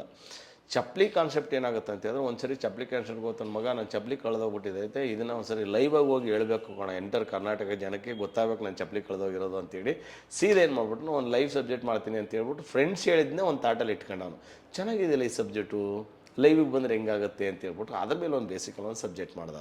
ಅಲ್ಲಿಂದ ಒಂದು ನಾಲೆಡ್ಜ್ ಬರೋಕ್ಕೆ ಸ್ಟಾರ್ಟ್ ಆಯ್ತು. ಎಸ್, ಸಿಂಗಲ್ ಟೇಕೆ ನನಗೆ ವರ್ಕೌಟ್ ಆಗೋದು. ಯಾಕೆ ನಾವು ಸಿಂಗಲ್ ಟೇಕ್ ಮಾಡ್ತಿದ್ವಿ ಅಂತ ಹೇಳಿದಾಗ, ಎಡಿಟಿಂಗ್ ಖರ್ಚಿಲ್ಲ, DA ಖರ್ಚಿಲ್ಲ, ಡಬ್ಬಿಂಗ್ ಖರ್ಚಿಲ್ಲ, ಮಿಕ್ಸಿಂಗ್ ಖರ್ಚಿಲ್ಲ, ಮ್ಯೂಸಿಕ್ ಡೈರೆಕ್ಟರ್ ಅಂತೂ ಇಲ್ಲವೇ ಇಲ್ಲ. ಒಂದು ಕ್ಯಾಮ್ರಾ, ರಿಯಲ್ಸಲ್, ಆ್ಯಕ್ಟಿಂಗ್ ಮಾಡಬೇಕು, ಸಿಂಪಲಾಗಿ ಮಾಡೋಕ್ಕೆ ಸ್ಟಾರ್ಟ್ ಮಾಡೋದು.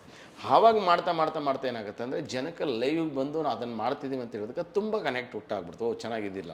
ಯಾಕಂದರೆ ಕಂಟಿನ್ಯೂ ಆಗಿ ಏನಿಲ್ಲ ಅಂದರೆ 10 ನಿಮಿಷ ಕಂಟಿನ್ಯೂ ಡೈಲಾಗ್ ಕೊಡ್ಬಿಟ್ಟು ಮಾತಾಡೋಂಗಿಲ್ಲ. ಆ ಗಿಲ್ಲಿ ನಟನ ಎಫೆಕ್ಟ್ ಹೆಂಗಿದೆ ಅಂದರೆ ರೋಲೆಕ್ಸ್ ರಾಜಣ್ಣ ನೋಡಿದ್ರೆ ನಿಮ್ಗೆ ಗೊತ್ತಾಗ್ಬಿಡುತ್ತೆ. ಈ ಕಡೆ ಇರೋ ನರಗಳೆಲ್ಲ ಹುಬ್ಬಿಟ್ಟಿರ್ತದೆ ನೋಡಿ ಅವ್ನ ಡೈಲಾಗ್ಗೆ. ಒಂದ್ಸರಿ ರೋಲೆಕ್ಸ್ ರಾಜಣ್ಣಗಳೇ ನಿಮ್ಮ ಮಾಡೋ ಎಲೆಕ್ಷನ್ ನನಗೆ ಗೊತ್ತಿಲ್ವಾ ನಿನಗೆ ಹೆಂಗ ಎಲ್ಲ ಮಾತಾಡಿರ್ತಾನೆ. ಅದರಲ್ಲೆಲ್ಲ ಈ ನರಗಳು ಹಂಗೆ ಬರುತ್ತೆ. ಎಷ್ಟೋ ಜನ ಕೆಂಬಿಡ್ತಿದ್ದ ಡೈಲಾಗ್, ಎಷ್ಟೋ ಸರಿ ಬರೋಕ್ಕಾಗಲಿಲ್ಲ, ಗಂಟಲೆಲ್ಲ ಒಣಗೋಗ್ಬಿಟ್ಟು ಕೆಮ್ಮು, ಮತ್ತೆ ನೀರು ಕುಡ್ಕೊಂಡು ಮತ್ತೆ ಪ್ರಾಕ್ಟೀಸ್ ಮಾಡೋದು, ಮತ್ತೆ ನೀರು ಕುಡ್ಕೊಂಡು ಮತ್ತೆ ಪ್ರಾಕ್ಟೀಸ್ ಮಾಡೋದು. ಅಷ್ಟು ಡೆಡಿಕೇಶನಿಂದ ಮಾಡಿದ್ದಂಥದ್ದು. ಆ ಸಿಂಗಲ್ ಟೇಕ್ ಅನ್ನೋದು ಸ್ಟಾರ್ಟ್ ಮಾಡಿದ ಹಿಂಗೆ ದುಡ್ಡಿಲ್ಲ, ಕಡಿಮೆ ಬಜೆಟ್ ಅಲ್ಲಿ ಮುಗಿಬೇಕು. ಹೌದು. ನೀವು ಸಿನಿಮಾ ಮಾಡೋದೇ ಪ್ಲಾನ್ ಹಾಕ್ಬಿಟ್ಟಿದ್ವಿ ನಾವು. ಸಿನಿಮಾನೇ ಮಾಡ್ಬಿಡೋಣ ಸಿಂಗಲ್ ಟೇಕಲ್ಲಿ ಎತ್ತಾಗ 2 ಅವರ್ ಅಂತ. ಯಾಕಂದ್ರೆ ಯಾವ ಮ್ಯೂಸಿಕ್ ಡೈರೆಕ್ಟರ್ ಬೇಡ, ಏನು ಬೇಡ, ಎಡಿಟರ್ ಬೇಡ, ಸಿಂಗಲ್ ಟೇಕ್ಲೇ ಮಾಡೋಣ ಸರ್.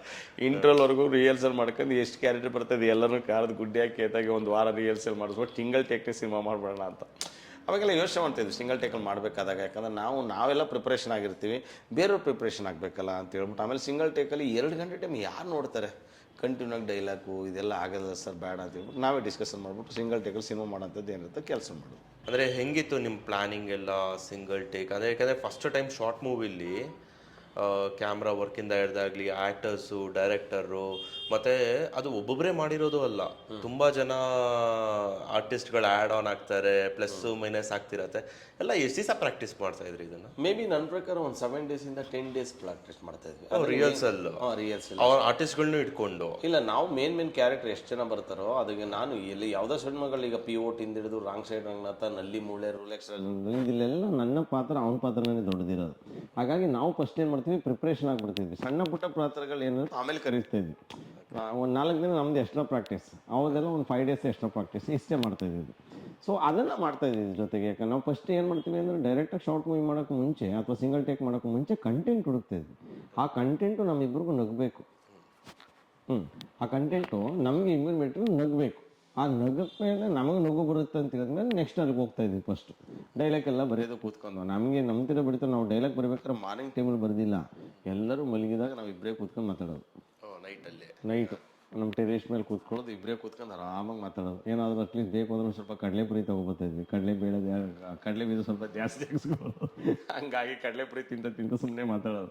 ಈ ಡೈಲಾಗ್ ಬರೆದ್ರೆ ಹೆಂಗೆ, ಈ ಡೈಲಾಗ್ ಹಿಂಗೆ ಬರೆದ್ರೆ ಹೆಂಗೆ, ಹಿಂಗೆ ಅಂತ ಹೇಳ್ಬಾರ್ದು ಡಿಸ್ಕಷನ್ ಮಾಡ್ಕೊಂಡು ಫಸ್ಟು ಡೈಲಾಗ್ ಎಲ್ಲ ಇರುತ್ತೆ, ಒಂದು ಕಂಟೆಂಟ್ ರೆಡಿ ಮಾಡ್ಕೊತಿದ್ವಿ. ಕಂಟೆಂಟ್ ಮಾಡಾದಮೇಲೆ ಯಾರ್ಯಾರು ಬೇಕು ಪಾತ್ರಗಳು ಅಂತೇಳಿ ಸೆಲೆಕ್ಟ್ ಮಾಡ್ತಿದ್ವಿ. ಅವ್ರನ್ನೆಲ್ಲ ಕರೆಸ್ಬಿಟ್ಟು ರಿಹರ್ಸಲ್ ಮಾಡೋಕ್ಕೆ ಸ್ಟಾರ್ಟ್ ಮಾಡೋದು. ಸ್ಟಾರ್ಟ್ ಮಾಡಿಬಿಟ್ಟು ಎಲ್ಲ ಪರ್ಫೆಕ್ಟ್ ಆಗಿದೆ ಈಗ ಶೂಟಿಂಗ್ ಹೋಗ್ಬೋದು ಅಂತ ಹೇಳ್ಬಿಟ್ಟು ಇಮಿಡಿಯೇಟ್ ಶೂಟಿಂಗ್ ಸ್ಟಾರ್ಟ್ ಮಾಡ್ತಿದ್ವಿ. ನಮಗೆ ಮೇ ಬಿ ನನ್ನ ಪ್ರಕಾರ ಒಂದು 4ರಿಂದ 5 ಸಬ್ಜೆಕ್ಟು ಅವನೇ, 2 ಸಬ್ಜೆಕ್ಟ್ಗೆ ಅವನೇ ಬಂಡವಾಳ ಹಾಕಿರಬೇಕು. ಇನ್ನು 7 ಸಬ್ಜೆಕ್ಟ್ಗೆ ನಮ್ಮ ಧಮಾಕ ಪ್ರೊಡ್ಯೂಸರ್ ಇದ್ದಾರೆ ಸುನೀಲ್ ಸರ್ ಅಂತೇಳಿ, ಅವರು ಇನ್ವೆಸ್ಟ್ಮೆಂಟ್ ಮಾಡ್ತಾರೆ. ನಮ್ಮದೇ ನಮಗೆ ಕೆಲವು ಟೈಮ್ಗಳಲ್ಲಿ ನಾವೇನು ಅಂತ ಪ್ರೂವ್ ಮಾಡ್ಕೊಳ್ಳೋಕೆ ಮುಂಚೆ ನಮ್ಗೆ ಯಾರು ದುಡ್ಡು ಹಾಕ್ತಾರೆ ಸರ್.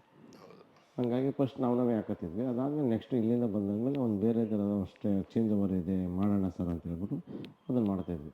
ಅದಾದಮೇಲೆ ಅವ್ರನ್ನ ತಗೊಬಂದು ರಿಹರ್ಸಲ್ ಮಾಡಿಸಿ, ಅವ್ರ ಮನೆಗೆ ಇವಾಗ ರಿಹರ್ಸಲ್ ಮಾಡಿಸಿದ್ವಿ. ಲೇಡಿ ಕ್ಯಾರೆಕ್ಟರ್ಗಳಿಗೆಲ್ಲ ಅವ್ರು ಇಲ್ಲಿಗೆ ಬರೋಕ್ಕಾಗಲ್ಲ ಅಂತೇಳಿ ಅವ್ರನ್ನೇ ಕರ್ಕೊಂಡು ರಿಹರ್ಸಲ್ ಮಾಡಿಸಿದ್ವಿ. ಯಾಕಂದ್ರೆ ಅವ್ರನ್ನ ಅಲ್ಲೇ ಕರೆಸ್ಬೇಕಾದ್ರೆ ಒಂದು ಕಾರ್ ಬೇಕಲ್ಲ ಸರ್. ನಾವೇ ಹೋಗ್ಬಿಡೋದು, ಮನೆಗೆ ನಾವೇ ಹೋಗ್ಬಿಡೋದು. ಸರ್ ಬರ್ತೀವಿ ಮೇಡಮ್, ನೀವು ತಲೆ ಕೆಲ್ಸ್ಕೊಳ್ಕೊಬೇಡಿ, ಇಲ್ಲೇ ಹತ್ತಿರದಲ್ಲಿ ಇದ್ದೀವಿ ಮೇಡಮ್ ಅಂತೀವಿ. ಸೀದಾ ನಾನು ಅವನಿಗೆ ಒಂದು ಹೆಲ್ಮೆಟ್ ಎತ್ಕೊಳ್ಳೋದು, ಸೀದಾ ಹೋಯ್ತು. ಹೆಲ್ಮೆಟ್ ಇಲ್ಲ ಅಂತ ಹೇಳಿದ್ರೆ ಒಂದೊಂದು ಟೈಮ್ಗಳಲ್ಲಿ ನಮ್ಮ ಹತ್ರ ಹೆಲ್ಮೆಟ್ ಇರಲಿಲ್ಲ, ನನ್ನ ಹತ್ರ ಮಾತ್ರ ಒಂದು ಹೆಲ್ಮೆಟ್ ಇರುತ್ತೋ. ನೀವು ನಂಬ್ತೀರ ಬಿಡ್ತು, ರೋಡಲ್ಲಿ ಯಾವ್ದಾರು ಹೆಲ್ಮೆಟ್ ಬಿದ್ದಿದೆ ಅಂತ ಹೋಗೋದು. ರೋಡಲ್ಲಿ ಹೆಲ್ಮೆಟ್ ಬಿದ್ದೋಗೋದಂತ ಹುಡ್ಕೋದು ಸಿನಿಮಾ. ಯಾವ ರೋಡಲ್ಲಿ ಹೆಲ್ಮೆಟ್ ಬಿದ್ದಿರೋ ಅದನ್ನೇ ತಲೆಗೆ ಹಾಕೋಯ್ತೆ ಹೊಡೋದು, ಹಂಗೆ ಹೋಗೋದು. ಆಮೇಲೆ ಹೊಡೆದೋಗಿರೋದು ಗಿಡ್ದೋಗಿರೋದು ತಲೆನೇ ಕೆಡ್ಸ್ಕೊಳ್ಳಿಲ್ಲ. ಪೊಲೀಸರು ಕಣ್ಣು ತಪ್ಪಿಸ್ಬೇಕು ನಮಗೆ ಇಷ್ಟೇ, ಸೀದೆ ತಲೆಯಲ್ಲಿ ಹಾಕೊಳ್ಳೋದು. ಅದಾದಮೇಲೆ ಅಲ್ಲಿಂದ ಕ್ಯಾಮ್ರಾ ಪಾಸ್ ಆಗುತ್ತೆ ಸಿಗ್ನಲ್ ಅಂತ ಅನ್ಕೊಳ್ಳಿ. ಅದಾದ್ಮೇಲೆ ಮತ್ತೆ ಕಳೆದು ಕೈಲಿ ಹಿಡ್ಕೊಳ್ಳೋದು. ಹಿಂಗೆ ಸುಮಾರು ಸರಿ ಪೆನಾಲ್ಟಿ ಹಾಕ್ಸ್ಬಿಟ್ಟು ನನಗೆ ಹಂಗೆ ಮಾಡಿ ಅವನು ನನ್ನನ್ನು ಹಿಡ್ಕೊಬಿಡೋರು, ಇವನು ಇರಲಿಲ್ಲ. ಹಿಂದ್ಗಡೆ ಹೆಲ್ಮೆಟ್ ಹಾಕಿ ಕೂತ್ಕೊಂಡು ಮಾತಾಡೋದು. ಹಂಗಾಗಿ ಕೆಲವು ಟೈಮ್ಗಳೆಲ್ಲ ಆ ಥರ ಫೋಕಸ್ ಮಾಡಬೇಕಾದಾಗ ನನ್ನನ್ನು ಹಿಡ್ಕೊಂಡು ನಾನು ಫೈನು ಕಟ್ಟಿದ್ದೀನಿ, ಒಂದು 4,000 ರೂಪಾಯಿ ಅಂತ ಕಟ್ಬಿಟ್ಟಿದ್ದೀನಿ. ಸೊ ಆ ಥರದ್ದೆಲ್ಲ ಮಾಡ್ತಾಯಿದ್ವಿ. ಬಟ್ ರಿಹರ್ಸಲ್ ಮಾಡ್ತಾ ಇದ್ವಲ್ಲ, ಆ ರಿಹರ್ಸಲ್ ಮಾಡಬೇಕಾದಾಗ ಲೇಡೀಸ್ ಮನೆಗೆ ಹೋಗ್ಬಿಡ್ತಿದ್ವಿ. ಲೇಡೀಸ್ ಮನೆಗೆ ಹೋಗ್ತಿದ್ದು 2 ಕೆಲಸಕ್ಕೆ. ಒಂದು ರಿಹರ್ಸಲ್ ಆಗ್ತಿತ್ತು, ಮಧ್ಯಾಹ್ನ ಊಟ ಆಗ್ತಿತ್ತು. ಯಾಕೆ ನಮ್ಮ ಹತ್ರ ಏನಿಲ್ಲ ಫೈನಾನ್ಸು. ಹಂಗೆ ನಾನೇ ಕೆಲಸ ಬಿಟ್ಟಿದ್ದೀನಿ. ನನಗೊಂದು 40,000 ರಿಂದ 50,000 ರೂಪಾಯಿ ಸಂಬಳ ಬರ್ತಾಯಿತ್ತು. ಆ ಕೆಲಸ ಬಿಟ್ಬಿಟ್ಟು ಇವಾಗ ನಾವು ಕಮೆಂಟ್ ಆಗಿದ್ದೀವಿ, ಬದುಕರೆ ಇಲ್ಲೇ ಬದುಕಬೇಕು, ಇಲ್ಲೇ ಇನ್ನೆಲ್ಲೂ ಹೋಗಿಲ್ಲ ನಾವು ಅಂತೇಳಿ ಡಿಸೈಡ್ ಮಾಡ್ಬಿಟ್ಟು ಸೀದಾ ಅಲ್ಲಿಗೆ ಹೋಗೋದು. ನಾವು ಅವರು ಹೆಚ್ಚು ಕಮ್ಮಿ ಅವ್ರ ಮನೇಲಿ ಆವಾಗೆಲ್ಲ ಸಿಲಿಂಡ್ರು ಚಿಕ್ಕದು ಒಂದು 5 ಲೀಟ್ರ್ ಸಿಲಿಂಡ್ರ್ ಏನೋ ತಗೊಬತ್ತಿದ್ದ ಪಾಪ, ಸಿಲಿಂಡ್ರು ಖಾಲಿ ಆಗಿರೋದು, ಸಿಲಿಂಡ್ರಲ್ಲಿ ಇರ್ತಿರಲಿಲ್ಲ. ಬಟ್ ಏನೇ ಆದರೂ ನನ್ನ ಹತ್ರ ಮುಕ್ತವಾಗಿ ಚರ್ಚೆ ಮಾಡ್ತಿದ್ದ. ಎಕ್ಸ್ಪೆಷಲಿ ಯಾರ ಹತ್ರ ಏನು ಮಾತಾಡ್ತಿದ್ದೋ ಗೊತ್ತಿಲ್ಲ, ನನ್ನ ಹತ್ರ ಓಪನ್ ಮಾತವನು. ಸರ್ ಎಲ್ಲಿದ್ದೀರಿ, ನಾನು ನಿಮ್ಮ ಮನೆಗೆ ಬರ್ತೀನಿ ಸರ್ ಊಟಕ್ಕೆ, ಹಿಂಗೆ ಹೇಳ್ತಿದ್ದ. ಇಲ್ಲಾಂದ್ರೆ ಏನಾದ್ರು ಮಾಡಿ ಸರ್ ಅಂತ ಹೇಳ್ತಿದ್ದೆ, ಹಿಂಗೆ ಹೇಳಿ. ಯಾವತ್ತಾರು ನಮಗೊಂದು 500-1000 ರೂಪಾಯಿ ದುಡ್ಡು ಸಿಕ್ಕಿದ್ರೆ ನಮ್ಗೆ ಅವತ್ತು ಹಬ್ಬ. ಅವತ್ತೇ ಹಬ್ಬ. ಎಕ್ಸ್ಪೆಷಲಿ ನಮಗೆ ಗೌರಿ ಹಬ್ಬ ಗದಿ ಬಿಲ್ಲ 500 ರೂಪಾಯಿ 1000 ರೂಪಾಯಿ ದುಡ್ಡು ಸಿಕ್ಕರೆ ಅವತ್ತು ಹಬ್ಬ.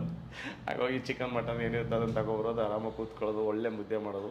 ಎಕ್ಸ್ಪೆಷಲಿ ಗಿಲಿನೂ ಒಳ್ಳೆ ಕುಕ್ಕಿಷ್ಟು, ಅವನು ಚೆನ್ನಾಗಿ ಮಾಡ್ತಾನೆ. ಹಂಗಾಗಿ ನಾನು ಒಳ್ಳೆ ಅಡುಗೆ ಮಾಡ್ತಿದ್ದೆ, ಮುದ್ದೆ ಗಿದ್ದೆ ಎಲ್ಲ.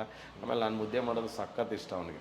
ಒಳ್ಳೆ ಮುದ್ದೆ ಮಾಡಿಬಿಟ್ಟು ನೆಮ್ಮದಿ ಕೂತ್ಕೊಂಡು ಮೊದಲನೇ ಒಂದು ತುತ್ತಾಗ್ತೀವಲ್ಲ ಬಾಯಿಗೆ, ಆಹಾ ಅಂತೀವಿ ಫಸ್ಟು, ಹಂಗಿರುತ್ತೆ. ಹಂಗಾಗಿ ಕೂತ್ಕೊಂಡು ಅದನ್ನೆಲ್ಲ ಫೀಲ್ ಮಾಡ್ತಾಯಿದ್ವಿ ಸರ್ ನಾವು.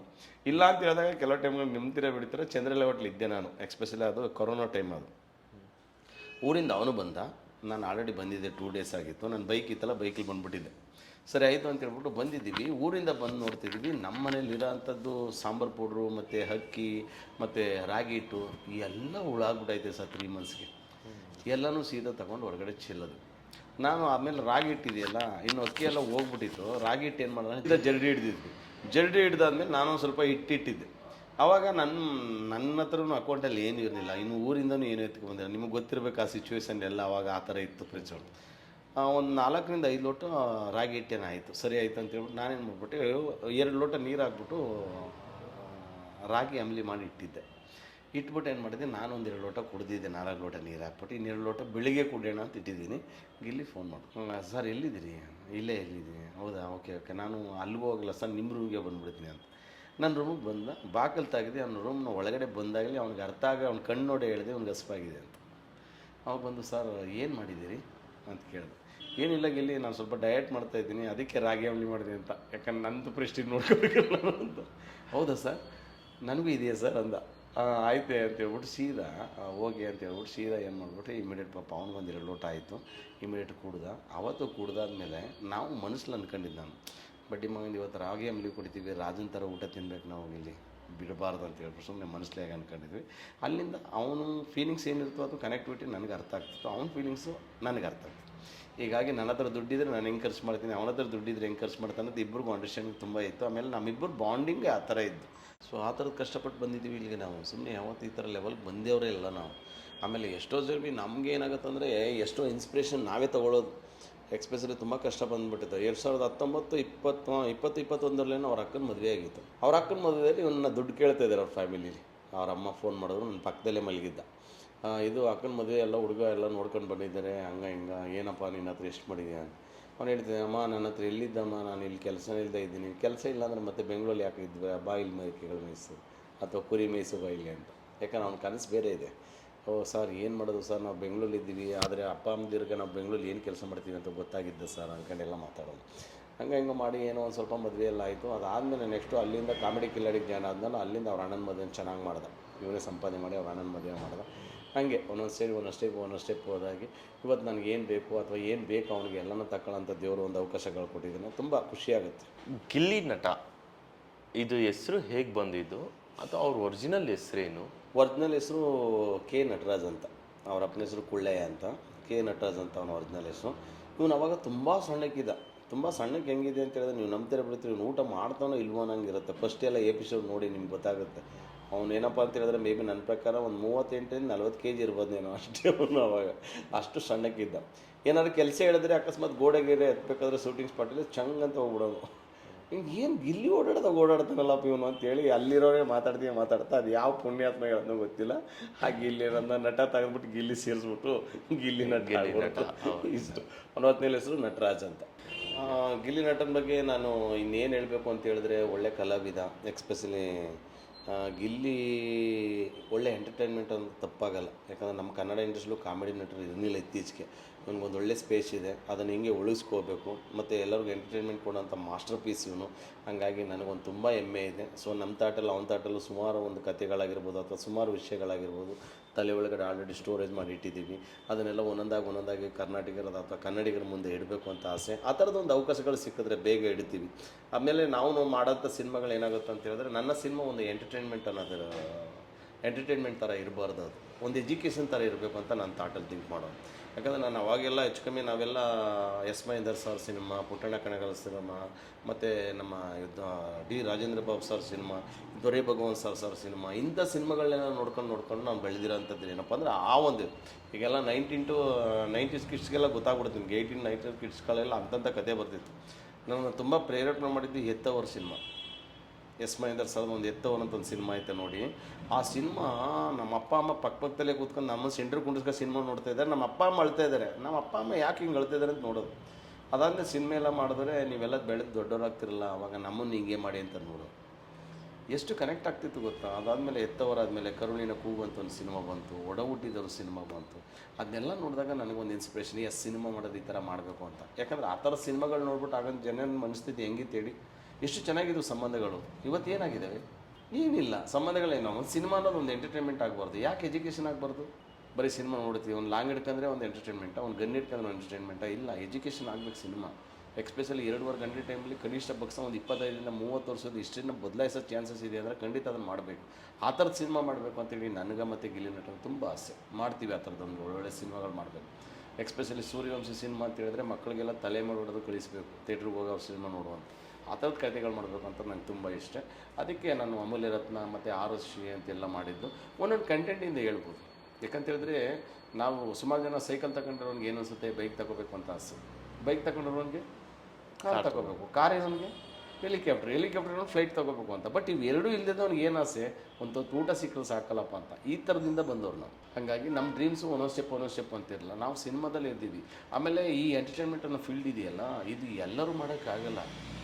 ಗಿಲ್ಲಿ ನಟ ಅಂತಾರೆ ಎಲ್ಲರೂ ಆಟ ಆಡೋಕ್ಕಾಗಲ್ಲ. ಗಿಲ್ಲಿನೇ ಬೇರೆ, ಅದೊಂದು ಬ್ರ್ಯಾಂಡ್ ಅಷ್ಟೇ. ಅದು ನಿಮ್ಗೆ ಈಗಲೂ ಗೂಗಲ್ ಹೋಗಿ ಸರ್ಚ್ ಮಾಡಿ ಗಿಲ್ಲಿ ನಟ ಅಂತ ಯಾರೂ ಸಿಗೋದೇ ಇಲ್ಲ ನಿಮಗೆ. ಗಿಲ್ಲಿ ಅಂತ ಸಿನಿಮಾ ಸಿಗುತ್ತೆ, ಆದರೆ ಅದು ಗಿಲ್ಲಿ ನಟ ಅಂತ. ಸೊ ಹಂಗಾಗಿ ಅವನನ್ನು ತುಂಬ ಇಷ್ಟಪಡೋರು ಇದ್ದಾರೆ. ಸುಮಾರು ಜನ ನನ್ನ ಬೇಕಾ ಕಾಮಿಡಿ ಕಿಲಾಡಿಗಳು. ಅನುಶ್ರೀ ಮೇಡಮ್ ಅವ್ರಿಗೆ ತುಂಬ ಸಪೋರ್ಟ್ ಮಾಡಿದ್ರು, ಶಿವಣ್ಣ ಮಾಡಿದ್ರು, ಸುಮಾರು ಜನ ಯೋಗರಾಜ್ ಆನ್ ಸ್ಕ್ರೀನ್ ಸ್ಟೇಜ್ ಮೇಲೆ ಶಿವಣ್ಣನೇ ಏನು ಪ್ರಾಪರ್ಟಿ ಕಾಮಿಡಿ ಮಾಡು ಅಂತೇಳಿ ಮಾಡಿಸಿದ್ದು ಇದೆ. ಹೌದು. ಆಮೇಲೆ ಆ ಪವರ್ ಇದೆ ಗಿಲ್ಲಿಗೆ, ಆನ್ ಸ್ಪಾಟ್ ಕ್ರಿಯೇಟರ್ಸ್ ಅನ್ನು. ಎಕ್ಸ್ಪೆಷಲಿ ಆ ಕ್ರಿಯೇಟರ್ಸ್ ಆಗಿರೋದಕ್ಕೆ ಇವತ್ತು ಆ ಲೆವೆಲ್ಗೆ ರೀಚ್ ಆಗಿದ್ದಾರೆ ಅವರು. ಬಟ್ ಎಲ್ಲೋ ಒಂದು ಕಡೆ ಏನಾಗುತ್ತೆ ಅಂತ ಹೇಳಿದ್ರೆ, ನಮ್ಮ ಹತ್ರ ನಾವು ಇಬ್ಬರು ಡಿಸ್ಕಷನ್ ಮಾಡಬೇಕಾದಾಗ ಆ ಥರದ ಕಂಟೆಂಟ್ ಎಲ್ಲ ಸುಮಾರು ಡಿಸ್ಕಷನ್ ಮಾಡಿದ್ವಿ. ಹಾಗಾಗಿ ಅವ್ರು ನನಗೆ ಹೋಗ್ಬೇಕಾದಾಗ ಕಾಮಿಡಿ ಕಿಲಾಡಿಗಳಿಗೆ ಇಬ್ಬರು ಕಾಮಿಡಿ ಕಿಲಾಡಿಗಳಿಗೆ ಹೋಗೋಣ ಅಂದ್ಕೊಂಡೆ ಹೋಗಿದ್ವಿ ನಾವು. ಎಕ್ಸ್ಪೆಷಲಿ ನಾನು ಹೇಳಿದ್ನಲ್ಲ ನಿಮಗೆ ಕಮಿಟ್ಮೆಂಟ್ ಜಾಸ್ತಿ ಇತ್ತು. ಅವಾಗ ನಮ್ಮ ತಂದೆ ಬಿದ್ದು ಏಟ್ ಆಗ್ಬಿಟ್ಟು ಫುಲ್ ತಲೆ ಎಲ್ಲ ಓಪನ್ ಆಗಿಬಿಟ್ಟು ಸೀದಾ ಇಲ್ಲಿಗೆ ಕರ್ಕೊಂಬಂದು ಇಲ್ಲಿಂದ ಮತ್ತೆ ನಿಮ್ಮನ್ಸು ಸೇರಿಸಿ ಅವ್ರನ್ನ ನೋಡ್ಕೊಳ್ಳೋದೇ ಆಯ್ತಿತ್ತು ನನಗೆ. ಹಂಗಾಗಿ ಕಾಮಿಡಿ ಕಿಲಾಡಿಗಳಿಗೆ ಇಲ್ಲಿ ಹೋಗಲಿ ನಾನು. ಹಾಗಾಗಿ ಆಗಲಿಲ್ಲ. ಅದಾದಮೇಲೆ ನೆಕ್ಸ್ಟ್ ಇಲ್ಲಾಗಿಲ್ಲಿ ನಿಮ್ಗೆ ಏನೋ ದೇವರು ಒಂದು ಚಾನ್ಸ್ ಕೊಟ್ಟಿದ್ದಾನೆ, ನೀನು ಹೋಗಮ್ಮ, ನಿನ್ನ ಮುಂದೆ ಏನೋ ಬೆಳಿ ನೀನು ಫಸ್ಟ್ ಅಂತ ಹೇಳ್ಬಿಟ್ಟು ಸೀದಾ ಅವನನ್ನು ಪುಸ್ಟ್ ಮಾಡಿದ್ವಿ. ಇವತ್ತೊಂದು ಲೆವೆಲ್ಗೆ ಹೋಗಿದ್ದಾನೆ. ತುಂಬ ಎತ್ತರಕ್ಕೆ ಹೋಗಿದ್ದಾನೆ ಅಂತ ನಾನು ಹೇಳಲ್ಲ, ಬಟ್ ಎತ್ತರಕ್ಕೆ ಹೋಗೋಂಥ ಲೆವೆಲ್ಗೆ ಬಂದಿದ್ದಾನೆ. ಅದನ್ನು ಹಂಗೆ ಕಾಪಾಡ್ಕೊಂಡು ಹೋದರೆ ಎಲ್ಲೋ ಒಂದು ಕಡೆ ನಮ್ಮ ಕನಸೆಲ್ಲ ಸ್ವಲ್ಪ ನನಸಾಗ್ಬೋದು ಅಂತ ನನ್ನ ಒಂದು ಅನಿಸಿಕೆ. ತುಂಬ ಅಂದರೆ ಈಗ ನೀವು ಅವರು ಕ್ಲೋಸ್ ಫ್ರೆಂಡ್ಶಿಪ್ಪಲ್ಲಿ ಒಂದೇ ರೂಮಲ್ಲಿ ಇದ್ರಿ, ಒಟ್ಟಿಗೆ ಟೈಮ್ ಪಾಸ್ ಮಾಡ್ತಾಯಿದ್ರಿ. ಅವರು ಹೇಳ್ತಾ ಇದ್ದಿದ್ದು ಏನಾದ್ರು ಒಂದು ಅಂದರೆ ತುಂಬ ನೋವಿನಿಂದ ಅಥವಾ? ಹೌದು. ಯಾಕಂದ್ರೆ ಅವ್ರ ಅಪ್ಪ ಅವ್ರಿಗೆ ಅವ್ರ ಅಕ್ಕನ ಮದುವೆಯಲ್ಲಿ ಸ್ವಲ್ಪ ಸಿಚುವೇಶನ್ ಅವ್ನಿಗೆ ತುಂಬ ಕ್ರಿಟಿಕಲ್ ಇತ್ತು. ಯಾಕಂದರೆ ಆ ಕೊರೋನಾ ಟೈಮಲ್ಲಿ ಯಾರ ಹತ್ರನೂ ದುಡ್ಡಿರಲಿಲ್ಲ. ಅದೇ ಟೈಮಲ್ಲಿ 2020-21 ಅವ್ರ ಅಕ್ಕನ ಮದುವೆ ಆಗಿದ್ದು ಹತ್ತತ್ರ. ನಾನು ಸುಮಾರು ಸರಿ ಅವರೆಲ್ಲ ಮಾತಾಡೋದಾಗ ಫೀಲ್ ಮಾಡಿದಾಗ ಹತ್ತದು ನೋಡಿದ್ದೀನಿ ನಾನು. ಅವಕಾಶಗಳಿಲ್ಲದೆ ನಿನ್ನ ಹತ್ರ ಗಿಲ್ಲಿ ಹತ್ರ ಅಟ್ಲೀಸ್ಟ್ ಮೊಬೈಲ್ ರೀಚಾರ್ಜ್ ಇಲ್ಲದೆ ಫೀಲ್ ಮಾಡ್ಕೊಂಡಿರೋದು ನಾನು ನೋಡಿದ್ದೀನಿ. ಊಟಕ್ಕೆ ಇಲ್ದಿರೋದು ನಾನು ನೋಡಿದ್ದೀನಿ ಗಿಲ್ಲಿ. ನಾನು ಬರೋವರೆಗೂ ಕಾದಿದ್ದು ನಾನು ನೋಡಿದ್ದೀನಿ ಗಿಲ್ಲಿ. ನಾನು ಬಂದೇಟ್ಗೆ ಮಗು ಥರ ಓಡ್ಬತ್ತಿದ್ನು ಗಿಲ್ಲಿನ ನೋಡಿದ್ದೀನಿ ನಾನು. ಸೊ ಇವತ್ತೇನು ಅನ್ಸುತ್ತೆ ಸರ್, ಅಂದರೆ ಇವತ್ತು ಆ ಒಂದು ಬಿಗ್ ಬಾಸ್ ಸ್ಟೇಜಲ್ಲಿ ಹೇಳ್ದಂಗೆ ಆಲ್ ಓವರ್ ಕರ್ನಾಟಕ ಎಲ್ಲರ ಮಾತಲ್ಲೂ ಗಿಲ್ಲಿ ಮತ್ತೆ ಮೊನ್ನೆ ಟ್ರೋಲ್ ಒಂದಾಯ್ತು, ಏನೋ ರಜತ್ ಏನೋ ಬಾಯ್ದಿದ್ದಕ್ಕೆ ಅವ್ರ ಪೇಜಲ್ಲೆಲ್ಲ ಹೋಗಿ ಈಗ ಹೆಂಗೆ ಅನ್ಸುತ್ತೆ ನಿಮಗೆ? ಇಲ್ಲ, ಹಂಗೆ ಅಷ್ಟೊಂದು ಫಾಲೋವರ್ಸು ಮತ್ತು ಅಷ್ಟೊಂದು ಅಭಿಮಾನಿಗಳು ಸಿಕ್ಕಿದಾರಲ್ಲ, ನನಗೆ ಖುಷಿ ವಿಚಾರತೆ ಸಿಗುತ್ತೆ. ಆಮೇಲೆ ಆ ವ್ಯಕ್ತಿತ್ವಕ್ಕೆ ಸಿಗ್ತಾರೆ.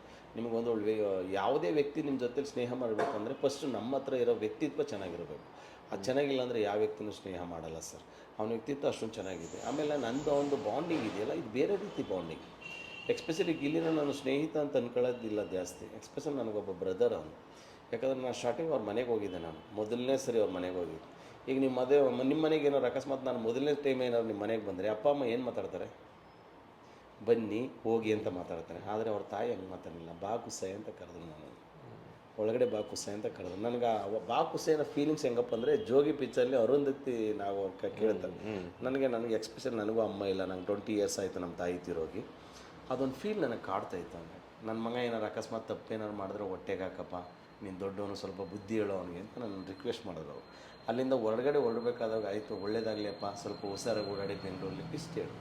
ಅದಾದ್ಮೇಲೆ ಆಯ್ತಮ್ಮ ಒಳ್ಳೇದಾಗುತ್ತೆ ಅಂತ ಹೇಳ್ಬಿಟ್ಟು ಸೀದಾ ಬಂದ್ವಿ. ನಮ್ಮ ಯಾವತ್ತೂ ಅವ್ರ ತಾಯಿನ ನನ್ನ ತಾಯಿನೇ ಅಂತ ಫೀಲ್ ಮಾಡಿದವನು ನಾನು. ಹಾಗಾಗಿ ಅವ್ರ ಮನೆಯವರು ಹೋಗ್ಬೇಕಾದಾಗ ನನಗೆ ಅವ್ನಿಗೆ ಎಷ್ಟು ಪ್ರೀತಿ ಕೊಡ್ತಾರೋ ಅಷ್ಟೇ ಪ್ರೀತಿ ನನಗೂ ಕೊಡ್ತಾರೆ ಅವರು. ಹಾಗಾಗಿ ನನಗೂ ಒಂದು ಲೆಕ್ಕದಲ್ಲಿ ನನ್ನ ಮಗನಿಂದ ಇವನು ನಿಂತಿದ್ದಾನೆ ಅಂತ ಅವ್ರಿಗೊಂದು ಫೀಲಿಂಗ್ಸ್ ಇದೆ, ಸಾಕು ಅಷ್ಟೇ. ಏನು ಮಾಡ್ತಾಯಿದ್ರು ಅಂದರೆ ನೀವು ಹೇಳಿದ್ರಿ ಫ್ರೆಂಡ್ ಯಾರೋ ಸಿನಿಮಾದಲ್ಲಿ ಮಾಡ್ತಿದ್ದಾರೆ, ಬ್ಯಾಗ್ ಎತ್ಕೊಂಡು ಓಡ್ ಬಂದ್ಬಿಟ್ರು. ಅದು ಬರೋಕ್ಕಿಂತ ಮುಂಚೆ ಏನು ಮಾಡ್ತಿದ್ರು ಅವರು? ಊರಲ್ಲೇ ಇದ್ದರು, ವ್ಯವಸಾಯ ಮಾಡೋದು, ಅವ್ರ ಅಪ್ಪನ ಜೊತೆ ಕೆಲಸ ಮಾಡೋದು ಅಷ್ಟೇ. ಆಮೇಲೆ ಅವ್ರ ಅಪ್ಪ ನೈಟು ನೀರು ಕಟ್ಟು ಅಂತ ಹೇಳಿದ್ರೆ ಇಮಿಡಿಯೇಟ್ ಥಿಯೇಟ್ರಿಗೆ ಸಿನಿಮಾಗೆ ಹೊಂಟೋಗೋದು. ದೊಡ್ಡ ಕತೆ ಒಂದು. ಅಲ್ಲಿ ಟ್ಯಾಕಸಿ ಸಿನಿಮಾ ನೋಡ್ಬೇಕಲ್ಲ ಸರ್, ಇವಾಗ ನೈಟ್ ಎಲ್ಲ ಪಡ್ಸೋ ನಾನು ಹೋಗಿ ನೀರು ಕಟ್ತೀನಿ ಅನ್ಕೊಂಡು ಜಿಮ್ಮಿಂಗ್ ಹೋಗೋದು. ಅಲ್ಲಿ ನೀರನ್ನೇ ಕಟ್ಟಲ್ಲ. ಕೆಲವು ಟೈಮ್ಗಳು ಮೋಟ್ರ್ ರನ್ ಮಾಡಿಬಿಟ್ಟು ನೀರನ್ನ ಎಲ್ಲ ಪಾತ್ರನೂ ತಿರುದು ಬಿಡೋದು ಬರಗಂಟ, ಎಲ್ಲಕ್ಕೂ ತುಂಬ್ಕೊಂಡ್ಬಿಡ್ಲಿ ಅಂತ ಸಪ್ರೇಟಾಗಿ ಕಟ್ಟಬೇಕಲ್ಲ. ಈಗ ಒಳಗಡೆ ಪಾತ ಅಂತ ಮಾಡ್ತಾರೆ ಗೊತ್ತಾ ನಿಮಗೆಲ್ಲ, ಅದೆಲ್ಲ ಮಾಡ್ತಾರೆ. ಅವನೇನು ಮಾಡ್ಬಿಟ್ಟು ಎಲ್ಲ ಪಾತ್ರಗಳನ್ನ ಓಪನ್ ಮಾಡ್ಬಿಡೋದು, ಫಸ್ಟ್ ಕಟ್ ಮಾಡಿ ಇದು ತುಂಬಿದ ಮೇಲೆ ಅದಕ್ಕೆ ಹೋಗ್ಬೇಕು, ಅದು ತುಂಬಿದ ಮೇಲೆ ಅದಕ್ಕೆ ಹೋಗ್ಬೇಕು, ಹಿಂಗೆ ಮಾಡ್ಬಿಟ್ಬಿಟ್ಟು ಸಿನಿಮಾಗೆ ಹೋಗ್ಬಿಡೋದು. ಹಂಗಾಗಿ ಒಂದೆರಡು ಕತೆ ಎಲ್ಲ ಒಂದು. ಏನು ಓದಿರೋದು ಅವರು? ಅವರು ಬೇಸಿಕಲಿ ಅವರೇನು ITI ಮಾಡಿದ್ದಾನೆ ಅನ್ಸುತ್ತೆ. ಎಜುಕೇಶನ್ ಮಾಡಿ ಹಳ್ಳಿಲೇ ವ್ಯವಸಾಯ ಮಾಡ್ಕೊಂಡಿದ್ರು. ಹೌದು. ಅಯ್ಯೋ ಅವನು ITI ಮಾಡ್ಬೇಕಾದ್ರೆ ಸಿಕ್ಕಾಪಟ್ಟೆ ಕಾಮಿಡಿ ಇದೆ ಬಿಡಿ ಅವನು. ಇದು ಯಾವುದಪ್ಪ ರಾಮಕೃಷ್ಣಲ್ಲಿ ಸಾಧು ಗೊತ್ತಿಲ್ಲ ಐತಲ್ಲ, ಬರ್ತಾ ಇದೆ ಅಂತ ಆ ಥರ ಲಚ್ಚರ್ಗೆ ಎಲ್ಲರಿಗೂ ಕನೆಕ್ಟಿವಿಟಿ ಮಾಡಿಸೋದು. ಸರ್ ITIಯಲ್ಲಿ ನಿಮ್ಗೆ ಅದೇನೇ ತಾನು ಈ ವೈರ್ ಇಲ್ಲಿ ಹೋಗುತ್ತೆ, ಇದು ಪ್ಲಸ್ ಇದು ಮೈನಸ್ ಅಂತ ನೋಡಿ ಸರ್, ಬರ್ತಾ ಇಲ್ಲ ಸರ್, ಈ ಥರದ್ದೆಲ್ಲ ಕಾಮಿಡಿ ಮಾಡೋದು. ನನ್ನ ಹತ್ರ ಹೇಳ್ಕೊಂಡು ಅದನ್ನೆಲ್ಲ ನೈಟ್ ಎಲ್ಲ ನಗೋದು. ನಮಗೆ ಇನ್ನೊಂದು ಏನಾಗುತ್ತೆ ಅಂತ ಹೇಳಿದ್ರೆ, ನಮ್ಮ ಒಂದು ಫೀಲಿಂಗ್ಸ್ನ ಯಾರ ಹತ್ರನೂ ಹೇಳ್ಕೊಳಕ್ಕಾಗ್ತಿಲ್ಲ. ಅವ್ನು ಆ ಕಡೆ ಮಲ್ಕತ್ತೆ, ನಾನು ಈ ಕಡೆ ಮಲ್ಕೊಂಡು, ಇಬ್ಬರು ತಲೆ ಮೇಲೆ ಕೈ ಹಿಂಗೆ ಹಾಕೊಳ್ಳೋದು, ಹಿಂದ್ಗಡೆ ಸುಮ್ಮನೆ ಆಕಾಶ ನೋಡ್ಬಿಟ್ಟು ಮಾತಾಡ್ತಿದ್ರು ಅಷ್ಟೇ. ಹಂಗಾಗಿ ನಮ್ಗೆ ಆ ಥರದ್ದೆಲ್ಲ ಫೀಲಿಂಗ್ಸ್ಗಳು ನಮಗೆ ತುಂಬ ಒಂದು ಅವನ ಜೊತೆ ಕಳೆದಿರೋಂಥ ಒಂದು ದಿನಗಳೇ ಅದ್ಭುತ ನನಗೆ.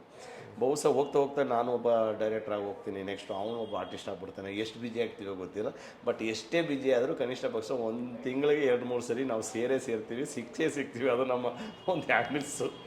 ಹಂಗಾಗಿ ಅಂದರೆ ಆರ್ಟಿಸ್ಟ್ ಆಗಲೇಬೇಕು ಅಂತ ಬಂದಿದ್ದ, ಅಥವಾ ಸಿನಿಮಾದಲ್ಲಿ ಏನೋ ಒಂದು ಕೆಲಸ ಮಾಡಬೇಕು ಅಂತ? ಅವ್ನು ಡೈರೆಕ್ಟರ್ ಆಗಬೇಕು ಅಂತಲೇ ಬಂದಿದ್ದು. ಡೈರೆಕ್ಟರ್ ಆಗಬೇಕು ಅಂತ. ಡೈರೆಕ್ಟರ್ ಆಗಬೇಕು, ನಾನು ಡೈರೆಕ್ಟರ್ ಆಗಬೇಕು ಅಂತಲೇ ಬಂದ. ಆಮೇಲೆ ಮಾಡ್ತಾ ಈಗ ಸ್ಟಾರ್ಟಿಂಗ್ ಕಾನ್ಸೆಪ್ಟ್ ಎಲ್ಲ ಮಾಡಬೇಕಾದಾಗ ಅವ್ನಿಗೆ ಏನು ಅನ್ಸುತ್ತೆ, ಯಾರನ್ನ ಹೋಗಿ ಅಪ್ರೋಚ್ ಮಾಡ್ತೀರಾ ನೀವು? ಸರ್ ಸಿಂಗಲ್ ಟೇಕ್ಲಿಂಗ್ ಮಾಡ್ತೀರಿ ಅಂತ ಹೇಳಿದ್ರೆ ಇವಾಗಲೇ ಈ ದಡ್ಡನ ಮಗನೇ ಅಂತ ಕಳಿಸ್ಬಿಡ್ತಾರೆ, ಯಾರು ಮಾಡ್ತಾರೆ. ಅದಕ್ಕೆ ಅವನೇನು ಮಾಡ್ಬಿಟ್ಟ, ಸಿಂಗಲ್ ಟೇಕಲ್ಲಿ ಅವನೇ ಡೈಲಾಗ್ ಬರ್ಕೊಂಡು ಅದೇ ಪ್ರಾಕ್ಟೀಸ್ ಮಾಡಿ ಅವನೇ ಆ್ಯಕ್ಟಿಂಗ್ ಮಾಡೋಕ್ಕೆ ಸ್ಟಾರ್ಟ್ ಮಾಡೋದು. ಈಗ ನಾವೇ ಯಾರೋ ಒಬ್ಬರು ಆರ್ಟಿಸ್ಟ್ ಹತ್ರ ಕರ್ಕೋಗ್ತೀವಿ ಅಂತ ಅನ್ಕೊಳ್ಳಿ, ಒಬ್ಬ ಆರ್ಟಿಸ್ಟ್ ಹತ್ರ ಹೋಗಿ ಮಾತಾಡ್ಬೇಕಾದ್ರೆ ಕನಿಷ್ಠ ಪಕ್ಷ 2,000 ಕೇಳ್ತಾರೆ, ಒಂದಿನ ಬರ್ತೀವಿ. 2,000 ಇಲ್ಲ ಸ್ವಾಮಿ ನಮ್ಗೆ ಊಟಕ್ಕೆ ಇಲ್ಲಾಂದ್ರೆ 2,000 ಯಾರು ಕೊಡ್ತಾರೆ ಅವ್ನಿಗೆ? ಹಂಗಾಗಿ ಆ ಡೈಲಾಗ್ನ ನಾವೇ ಪ್ರಾಕ್ಟೀಸ್ ಮಾಡಿ ನಾವೇ ಕೂತ್ಕೊಳ್ಳೋದು. ಸೊ ಯೂಟ್ಯೂಬ್ ಆವಾಗ ಟ್ರೆಂಡಿಂಗ್, ಯೂಟ್ಯೂಬಲ್ಲಿ ಯೂಟ್ಯೂಬ್ ಅನ್ನೋದು ಆವಾಗ ಏನು ಆಯಿತು, ಅದು ಹೆಚ್ಚು 7 ಇಂದ 8 years 8 years ಆಯಿತು. ಬಟ್ ಶಾರ್ಟ್ ಮೂವೀಸ್ ಅಂತ ಬಂದಾಗ ತುಂಬ ಬಂದಿತ್ತು. ಅದು ಸಿಂಗಲ್ ಟೇಕು, ಆಮೇಲೆ ಆ ಲೈವ್ ಮತ್ತೆ ನ್ಯಾಚುರಲ್ ಟಾಕು ಹಿಟ್ಟಾಗಿದ್ದು ಇವ್ರದ್ದು. ಹೌದು. ನಮಗೆ ಅವನಿಗೆ ಈ ಕಾಸ್ಟ್ಯೂಮ್ ಹಾಕಬೇಕು, ನಾನು ಚೆನ್ನಾಗಿ ಕಾಣಿಸ್ಬೇಕು, ಇದು ಏನಿಲ್ಲ ಸ್ವಾಮಿ. ಅನ್ಕೊಟ್ಲಿ ಕಂಟೆಂಟ್ ಇರ್ಬೇಕು ಚೆನ್ನಾಗಿ, ನಾನು ಡೈಲಾಗ್ ಪ್ರಾಕ್ಟೀಸ್ ಮಾಡಬೇಕು ಇಷ್ಟೇ ಕೆಲಸ. ಅವೆಲ್ಲ ಸಣ್ಣ ಕ್ಯಾಮ್ರಾಗಳು ಆಟ ಆಡೋದು, ಸ್ಟಾರ್ಟಿಂಗು ಚಪ್ಪಲಿ ಕಳೆದ ಕಾನ್ಸೆಪ್ಟ್ ಅದೆಲ್ಲ ಅದರಿಂದ ನಡೀತಾ ಇತ್ತು ಅದು. ಸೊ ಡೈರೆಕ್ಷನಿಂದ ಅಲ್ಲಿಗೆ ಆ್ಯಕ್ಟಿಂಗ್ ಟರ್ನ್ ಆಗಿದೆ. ಹೌದು. ಆಮೇಲೆ ಇನ್ನೊಂದು ಏನಾಗುತ್ತೆ ನಿಮ್ಗೆ ಯಾವುದೇ ಫೀಲ್ಡಲ್ಲಿ ಹೋಗಿ, ಈಗ ಎಕ್ಸಾಂಪಲ್ ನೀವು ಡ್ರೈವಿಂಗ್ ಕ್ಲಾಸ್ಗೆ ಹೋಗಬೇಕಾದ್ರೆ ಸ್ಟಾರ್ಟಿಂಗ್ ಒಂದು 2 ದಿನ ಭಯ ಆಗುತ್ತೆ, 2 ದಿನ ಆದಮೇಲೆ ರೆಗ್ಯುಲರ್ ಆಗಿಬಿಡ್ತಾರೆ. 2 ಸಬ್ಜೆಕ್ಟ್ ಮಾಡೋವರೆಗೂ ಅವನಿಗೂ ಭಯ ಆಯಿತು, 2 ಸಬ್ಜೆಕ್ಟ್ ಆದಮೇಲೆ ಅವನಿಗೆ ರೆಗ್ಯುಲರ್ ಆಗಿಬಿಡ್ತದೆ. ಹಾಗಾಗಿ ಅವನು ಇವಾಗ ಏನು ಮಾಡ್ತಾನೆ, ನಾನೇ ಮಾಡ್ಬೋದಲ್ಲ ಅಂತ ಒಂದು ಕಾನ್ಫಿಡೆಂಟ್ ಬಂತು. ಸೀದಾ ಮಾಡ್ತಾ ಇವತ್ತು ಯಾವುದೋ ಒಂದು ಬೇರೆ ಲೆವೆಲ್ ಗುರುತಿಸ್ಕೊಂಡು ಒಳ್ಳೆ ಹೆಸ್ರು ಮಾಡಿದ್ದಾನೆ, ಸಾಕು ಅಷ್ಟೇ. ನಮ್ಮ ಪ್ರಯತ್ನಕ್ಕೆ ಏನಿರುತ್ತೆ, ಯಾಕಂದರೆ ನಾವೆಲ್ಲ ₹1 ಇಲ್ಲದಿದ್ದೂ ಬೆಂಗಳೂರಿಗೆ ಬಂದವರು, ಜೊತೆಗೆ ಊಟಕ್ಕೂ ಕಷ್ಟಪಟ್ಟವ್ರು ನಾವು. ಯಾಕಂದರೆ ನಾವು ಸುಮ್ಮನೆ ಹೇಳ್ಬಾರೋದು, ಅದನ್ನು ಬೇರೆ ಲೆವೆಲ್ಗಿದೆ ನಮ್ಮ ಪೇಯ್ನ್ಗಳು. ಅದನ್ನು ಹೆಚ್ಚು ಕಮ್ಮಿ ಅಪ್ಪ ಅಮ್ಮ ಯಾರೂ ನೋಡಿರಲ್ಲ. ಎಕ್ಸ್ಪೆಷಲಿ ನಾವು ಪ್ರತಿಯೊಂದು ತುತ್ತು ಅನ್ನನೂ ಹಿಂದೆ ಎಷ್ಟು ಶ್ರಮ ಇದೆ ಅಂತ ಎಲ್ಲರಿಗೂ ಅರ್ಥ ಆಗಿಬಿಟ್ರೆ ಸಮಯನೇ ವೇಸ್ಟ್ ಮಾಡಲ್ಲ, ಅವನು ದುಡಿಬೇಕು ಅಂತ ಅನಿಸುತ್ತೆ. ಹಾಗಾಗಿ ನಮ್ಮದೆಲ್ಲ ಪ್ಲಾನಿಂಗ್ ಆಗ್ತಾರೇ ಇದ್ವಿ. ಇಲ್ಲ ಸರ್ ನಾವು ಸಾಯೋವರೆಗೂ ದುಡಿಯೋಕ್ಕೆ ಬರಬಾರ್ದು ಸರ್, ಲೈಫಲ್ಲಿ ಏನಿಲ್ಲ ಅಂದರೆ ಒಂದು 2 ವರ್ಷ 3 ವರ್ಷ ಅಟ್ಲೀಸ್ಟ್ ಒಂದು 10 ವರ್ಷ ಕೆಲಸ ಮಾಡಬೇಕು, ಇನ್ನು ಉಳಿದಿದ್ದ ಲೈಫಲ್ಲಿ ಎಂಜಾಯ್ ಮಾಡ್ಬೇಕು ಸರ್ ನಾವು, ಹಿಂಗೆ. ಬಿಗ್ ಬಾಸ್ ಹೋಗಿಂತ ಮುಂಚೆ ಮಾತಾಡಿದ್ದುಂಟಾ ನೀವು? ಖಂಡಿತ. ಯಾಕಂದ್ರೆ ನಾವು ಅವ್ರಿಗೆಲ್ಲ ಬಿಗ್ ಬಾಸ್ ಬಂದಾಗ ಫಸ್ಟ್ ಮೊದಲನೇ ಕರೆ ಮಾಡಿದ್ದು ಸೀದಾ ಎಲ್ಲಿದ್ದೀರಿ ಅಂತ ಹೇಳಿದೆ. ಸೀದಾ ಹಿಂಗೆ ಮನೆಯಲ್ಲಿದ್ದೀನಿ ಅಂತ. ಆಯ್ತಾಯ್ತು ನಾನು ಬರ್ತೀನಿ ರೀ ಅಂತ ಹೇಳ್ಬಿಟ್ಟು ಸೀದಾ ಬಂದಿಟ್ಟಿಗೆ ಇವಾಗ ಬಿಗ್ ಬಾಸಲ್ಲಿ ಹೋಗ್ತೀನಿ, ಸೆಲೆಕ್ಟ್ ಆಗಿದ್ದೀನಿ ಸರ್ ಅಂತೆಲ್ಲ ಹೇಳಿದೆ. ಕಂಗ್ರ್ಯಾಚುಲೇಷನ್ ಹೇಳ್ಬಿಟ್ಟು ಅವತ್ತು ಒಂದು ಮಿನಿ ಪಾರ್ಟಿ ಇರುತ್ತೆ ನಮ್ಮದು ಅಂತ ಹೇಳ್ಬಿಟ್ಟು ಮಿನಿ ಪಾರ್ಟಿ ಮಾಡೋದು. ಮಿನಿ ಪಾರ್ಟಿ ಅಂದರೆ ಆಮೇಲೆ ಬೇರೆ ಪಾರ್ಟಿ ಅಲ್ಲ ಅದು. ಸೊ ಮಿನಿ ಪಾರ್ಟಿ ಅಂದರೆ ಒಂದು ಅರ್ಧ kg ಮಟನ್ ತಗೊಬಂದು ಒಳ್ಳೆ ಮುದ್ದೆ ಮಾಡಿ, ನಮಗೆ ಪಾರ್ಟಿ ಅಂದರೆ ಈ ಚಿಕನ್ ಮಟನ್ ತಿನ್ನೋದೇ ಪಾರ್ಟಿ ನಮಗೆ. ಸೊ ಆ ಥರದ್ದೆಲ್ಲ ಕೂತ್ಕೊಂಡಾದ್ಮೇಲೆ ಸ್ಟಾರ್ಟಿಂಗ್ ಮಾಡಿದ್ವಿ. ಖುಷಿ ಆಯಿತು ಕಣ್ರಿ ಅಂತ ಹೇಳ್ಬಿಟ್ಟು ಇಮಿಡಿಯೇಟ್ ಖುಷಿ ಆಯಿತು. ಯಾರಿಗೂ ಹೇಳಕ್ಕೆ ಹೋಗ್ಬೇಡಿ ಅಂತ ಹೇಳಿದ್ದ. ನಾನು ಯಾರಿಗೂ ಹೇಳಲಿಲ್ಲ. ಬಿಗ್ ಬಾಸ್ ಸೆಲೆಕ್ಟ್ ಆಗೋದಕ್ಕೆ ಹೋಗಿನ ಮುಂಚೆ ಬಿಫೋರ್ ಒಂದು 4 ದಿನ ಅದಕ್ಕಿಂತ ಮುಂಚೆ ಇನ್ನೊಂದು ಸರಿ ಸೇರಿಸಿ ಅವ್ನ ರೂಮಲ್ಲಿ ಹೋಗಿ ಕೂತ್ಕೊಂಡು ಕೆಲಸ ಮಾಡಿ ಎಲ್ಲ ವರ್ಕ್ ಏನಿರುತ್ತೆ ಅದನ್ನು ಮಾಡಿ ಎಲ್ಲ ಪ್ರಿಪ್ರೇಷನ್ ಎಲ್ಲ ನೋಡೋದು, ಏನೇನು ಮಾಡಿದ್ದಾರೆ ಮೊದಲನೇ ಎಪಿಸೋಡಿಂದ 12 ಎಪಿಸೋಡ್ವರೆಗೂ ಯಾರೆಲ್ಲ ಏನೇನು ಆಟ ಆಡಿದ್ದಾರೆ, ನಾವೇನು ಆಟ ಆಡಬೇಕು, ಇದನ್ನೆಲ್ಲ ಪ್ರಿಪ್ರೇಷನ್ ಮಾಡೋದು. ಹಂಗಾಗಿ ಬೇರೆ ಸಿನಿಮಾಗಳು ನೋಡಿ ಫಸ್ಟ್ ಹಾಫ್ ಸೆಕೆಂಡ್ ಹಾಫ್ ಮಾಡ್ತಾರಲ್ಲ ಆ ಥರ ಹಂಗೆಲ್ಲ ಪ್ರಿಪೇರ್ ಮಾಡಿ ಹೋಗಿದ್ದಾರೆ. ಅವನು ಅಷ್ಟು ಪ್ರಿಪ್ರೇಷನ್ ಇದ್ದ ಅವನು. ಎಲ್ಲಿ ಏನೋ ಮಾಡಬೇಕು ಏನೋ ಒಂದು ಅಷ್ಟು ನಾಲೆಡ್ಜ್ ಇಲ್ಲ ಅಂತ ಹೇಳಿದ್ರೆ ಆ ಲೆವೆಲ್ಗೆ ಹೋಗೋ ಚಾನ್ಸಸ್ ಇಲ್ಲ. ನಾನು ಬಿಗ್ ಬಾಸ್ಗೆ ಹೋಗೋಕೆ ಮುಂಚೆ ನಾನು ಹೇಳಿದ್ದು, ಗಿಲ್ಲಿ ಲೈಫಲ್ಲಿ ನಿಮಗೆ ತುಂಬ ಪೇಷನ್ಸ್ ಇರಬೇಕು ಬಿಗ್ ಬಾಸಲ್ಲಿ ಅಂತ. ಹ್ಞೂ ಸರ್ ಹ್ಞೂ ಕರೆಕ್ಟ್ ಅಂತ ಹೇಳ್ಬಿಟ್ಟು ಸೀದಾ ಹೋಗೋನು. ಪೇಷನ್ಸ್ ಇದ್ದಾನೆ, ಆಟ ಆಡ್ತಿದ್ದಾನೆ. ಆಮೇಲೆ ಯಾರ ಮನಸ್ಗೂ ನೋವು ಮಾಡ್ದೇನಂತ ವ್ಯಕ್ತಿ ಅವನು. ಅಕಸ್ಮಾತ್ ನೋವು ಮಾಡಿದ್ರೆ ಇಮಿಡಿಯೇಟ್ ಹೋಗಿ ಮತ್ತೆ ಮಲಗಬೇಕಾದ್ರೆ ಸಾರಿ ಕೇಳಿರ್ತಾನೆ, ಇದು ಪಕ್ಕ ಇಲ್ಗೋ. ಸೊ ಆ ಥರ. ಆಮೇಲೆ ಒಬ್ಬನೇ ಇರೋಕ್ಕಾಗಲ್ಲ. ಸೊ ಹಂಗಾಗಿ ಅವ್ನಿಗೆ ಏನಾಗುತ್ತೆ ಅಂದರೆ ಬಜಾರಿ ಬ್ಯಾಚುಲರ್ಸಲ್ಲಿ ಗಗನ ಡಿ.ಕೆ.ಡಿ ಗಗನ ಇದ್ದ. ಬಜಾರಿ ಬ್ಯಾಚುಲರ್ಸ್ ಯಾರೋ ಇನ್ನೊಬ್ರು ಐಶ್ವರ್ಯ ಯಾರೋ ಒಬ್ರು ಇದ್ರು. ಹಂಗಾಗಿ ಇಲ್ಲಿಂದ ಸ್ಟಾರ್ಟಿಂಗ್ ಎಲ್ಲ ಅದು ಹಂಗಾಗುತ್ತೆ. ಯಾಕಂದರೆ ಅವ್ನು ಯಾರ ಜೊತೆಲಿ ಹೋದ್ರೂ ಲವ್ ಗಿವ್ ಅಂತ ಎಲ್ಲ ತಲೆ ಕೆಡಿಸ್ಕೊಳ್ಳೋಂಗಿಲ್ಲ. ಸುಮ್ಮನೆ ಆ ಥರ ಒಂದು ಎಂಟರ್ಟೈನ್ಮೆಂಟ್ ಮಾಡ್ತಾನೆ ಹೊರತು ಲವ್ ಅಂತ ಯಾರನ್ನೂ ತಲೆ ಕೆಡಿಸ್ಕೊಂಡಿಲ್ಲ. ಅವನು ತಲೆ ಕೆಡಿಸ್ಕೊಳ್ಳೋ ಹುಡುಗನೂ ಅಲ್ಲ ಅವನು. ಸೊ ಪೇರ್ ಇಲ್ಲ, ಇವರೇ ಒಂದು ಪೇರ್ ಮಾಡ್ಕೊಂಡ್ಬಿಡ್ತಾರೆ. ಅಷ್ಟೇ ನೋಡಿ, ನಾವು ಒಂದು ಎಂಟರ್ಟೈನ್ಮೆಂಟ್ ಕೊಡೋಕ್ಕೆ ಅಂತ ಬಂದಿದ ಮೇಲೆ ಕೊಡಲೇಬೇಕಲ್ಲ ಅದನ್ನು. ಹಂಗಾಗಿ ಈಗ ಕಾವ್ಯ ಇದ್ದಾಳೆ.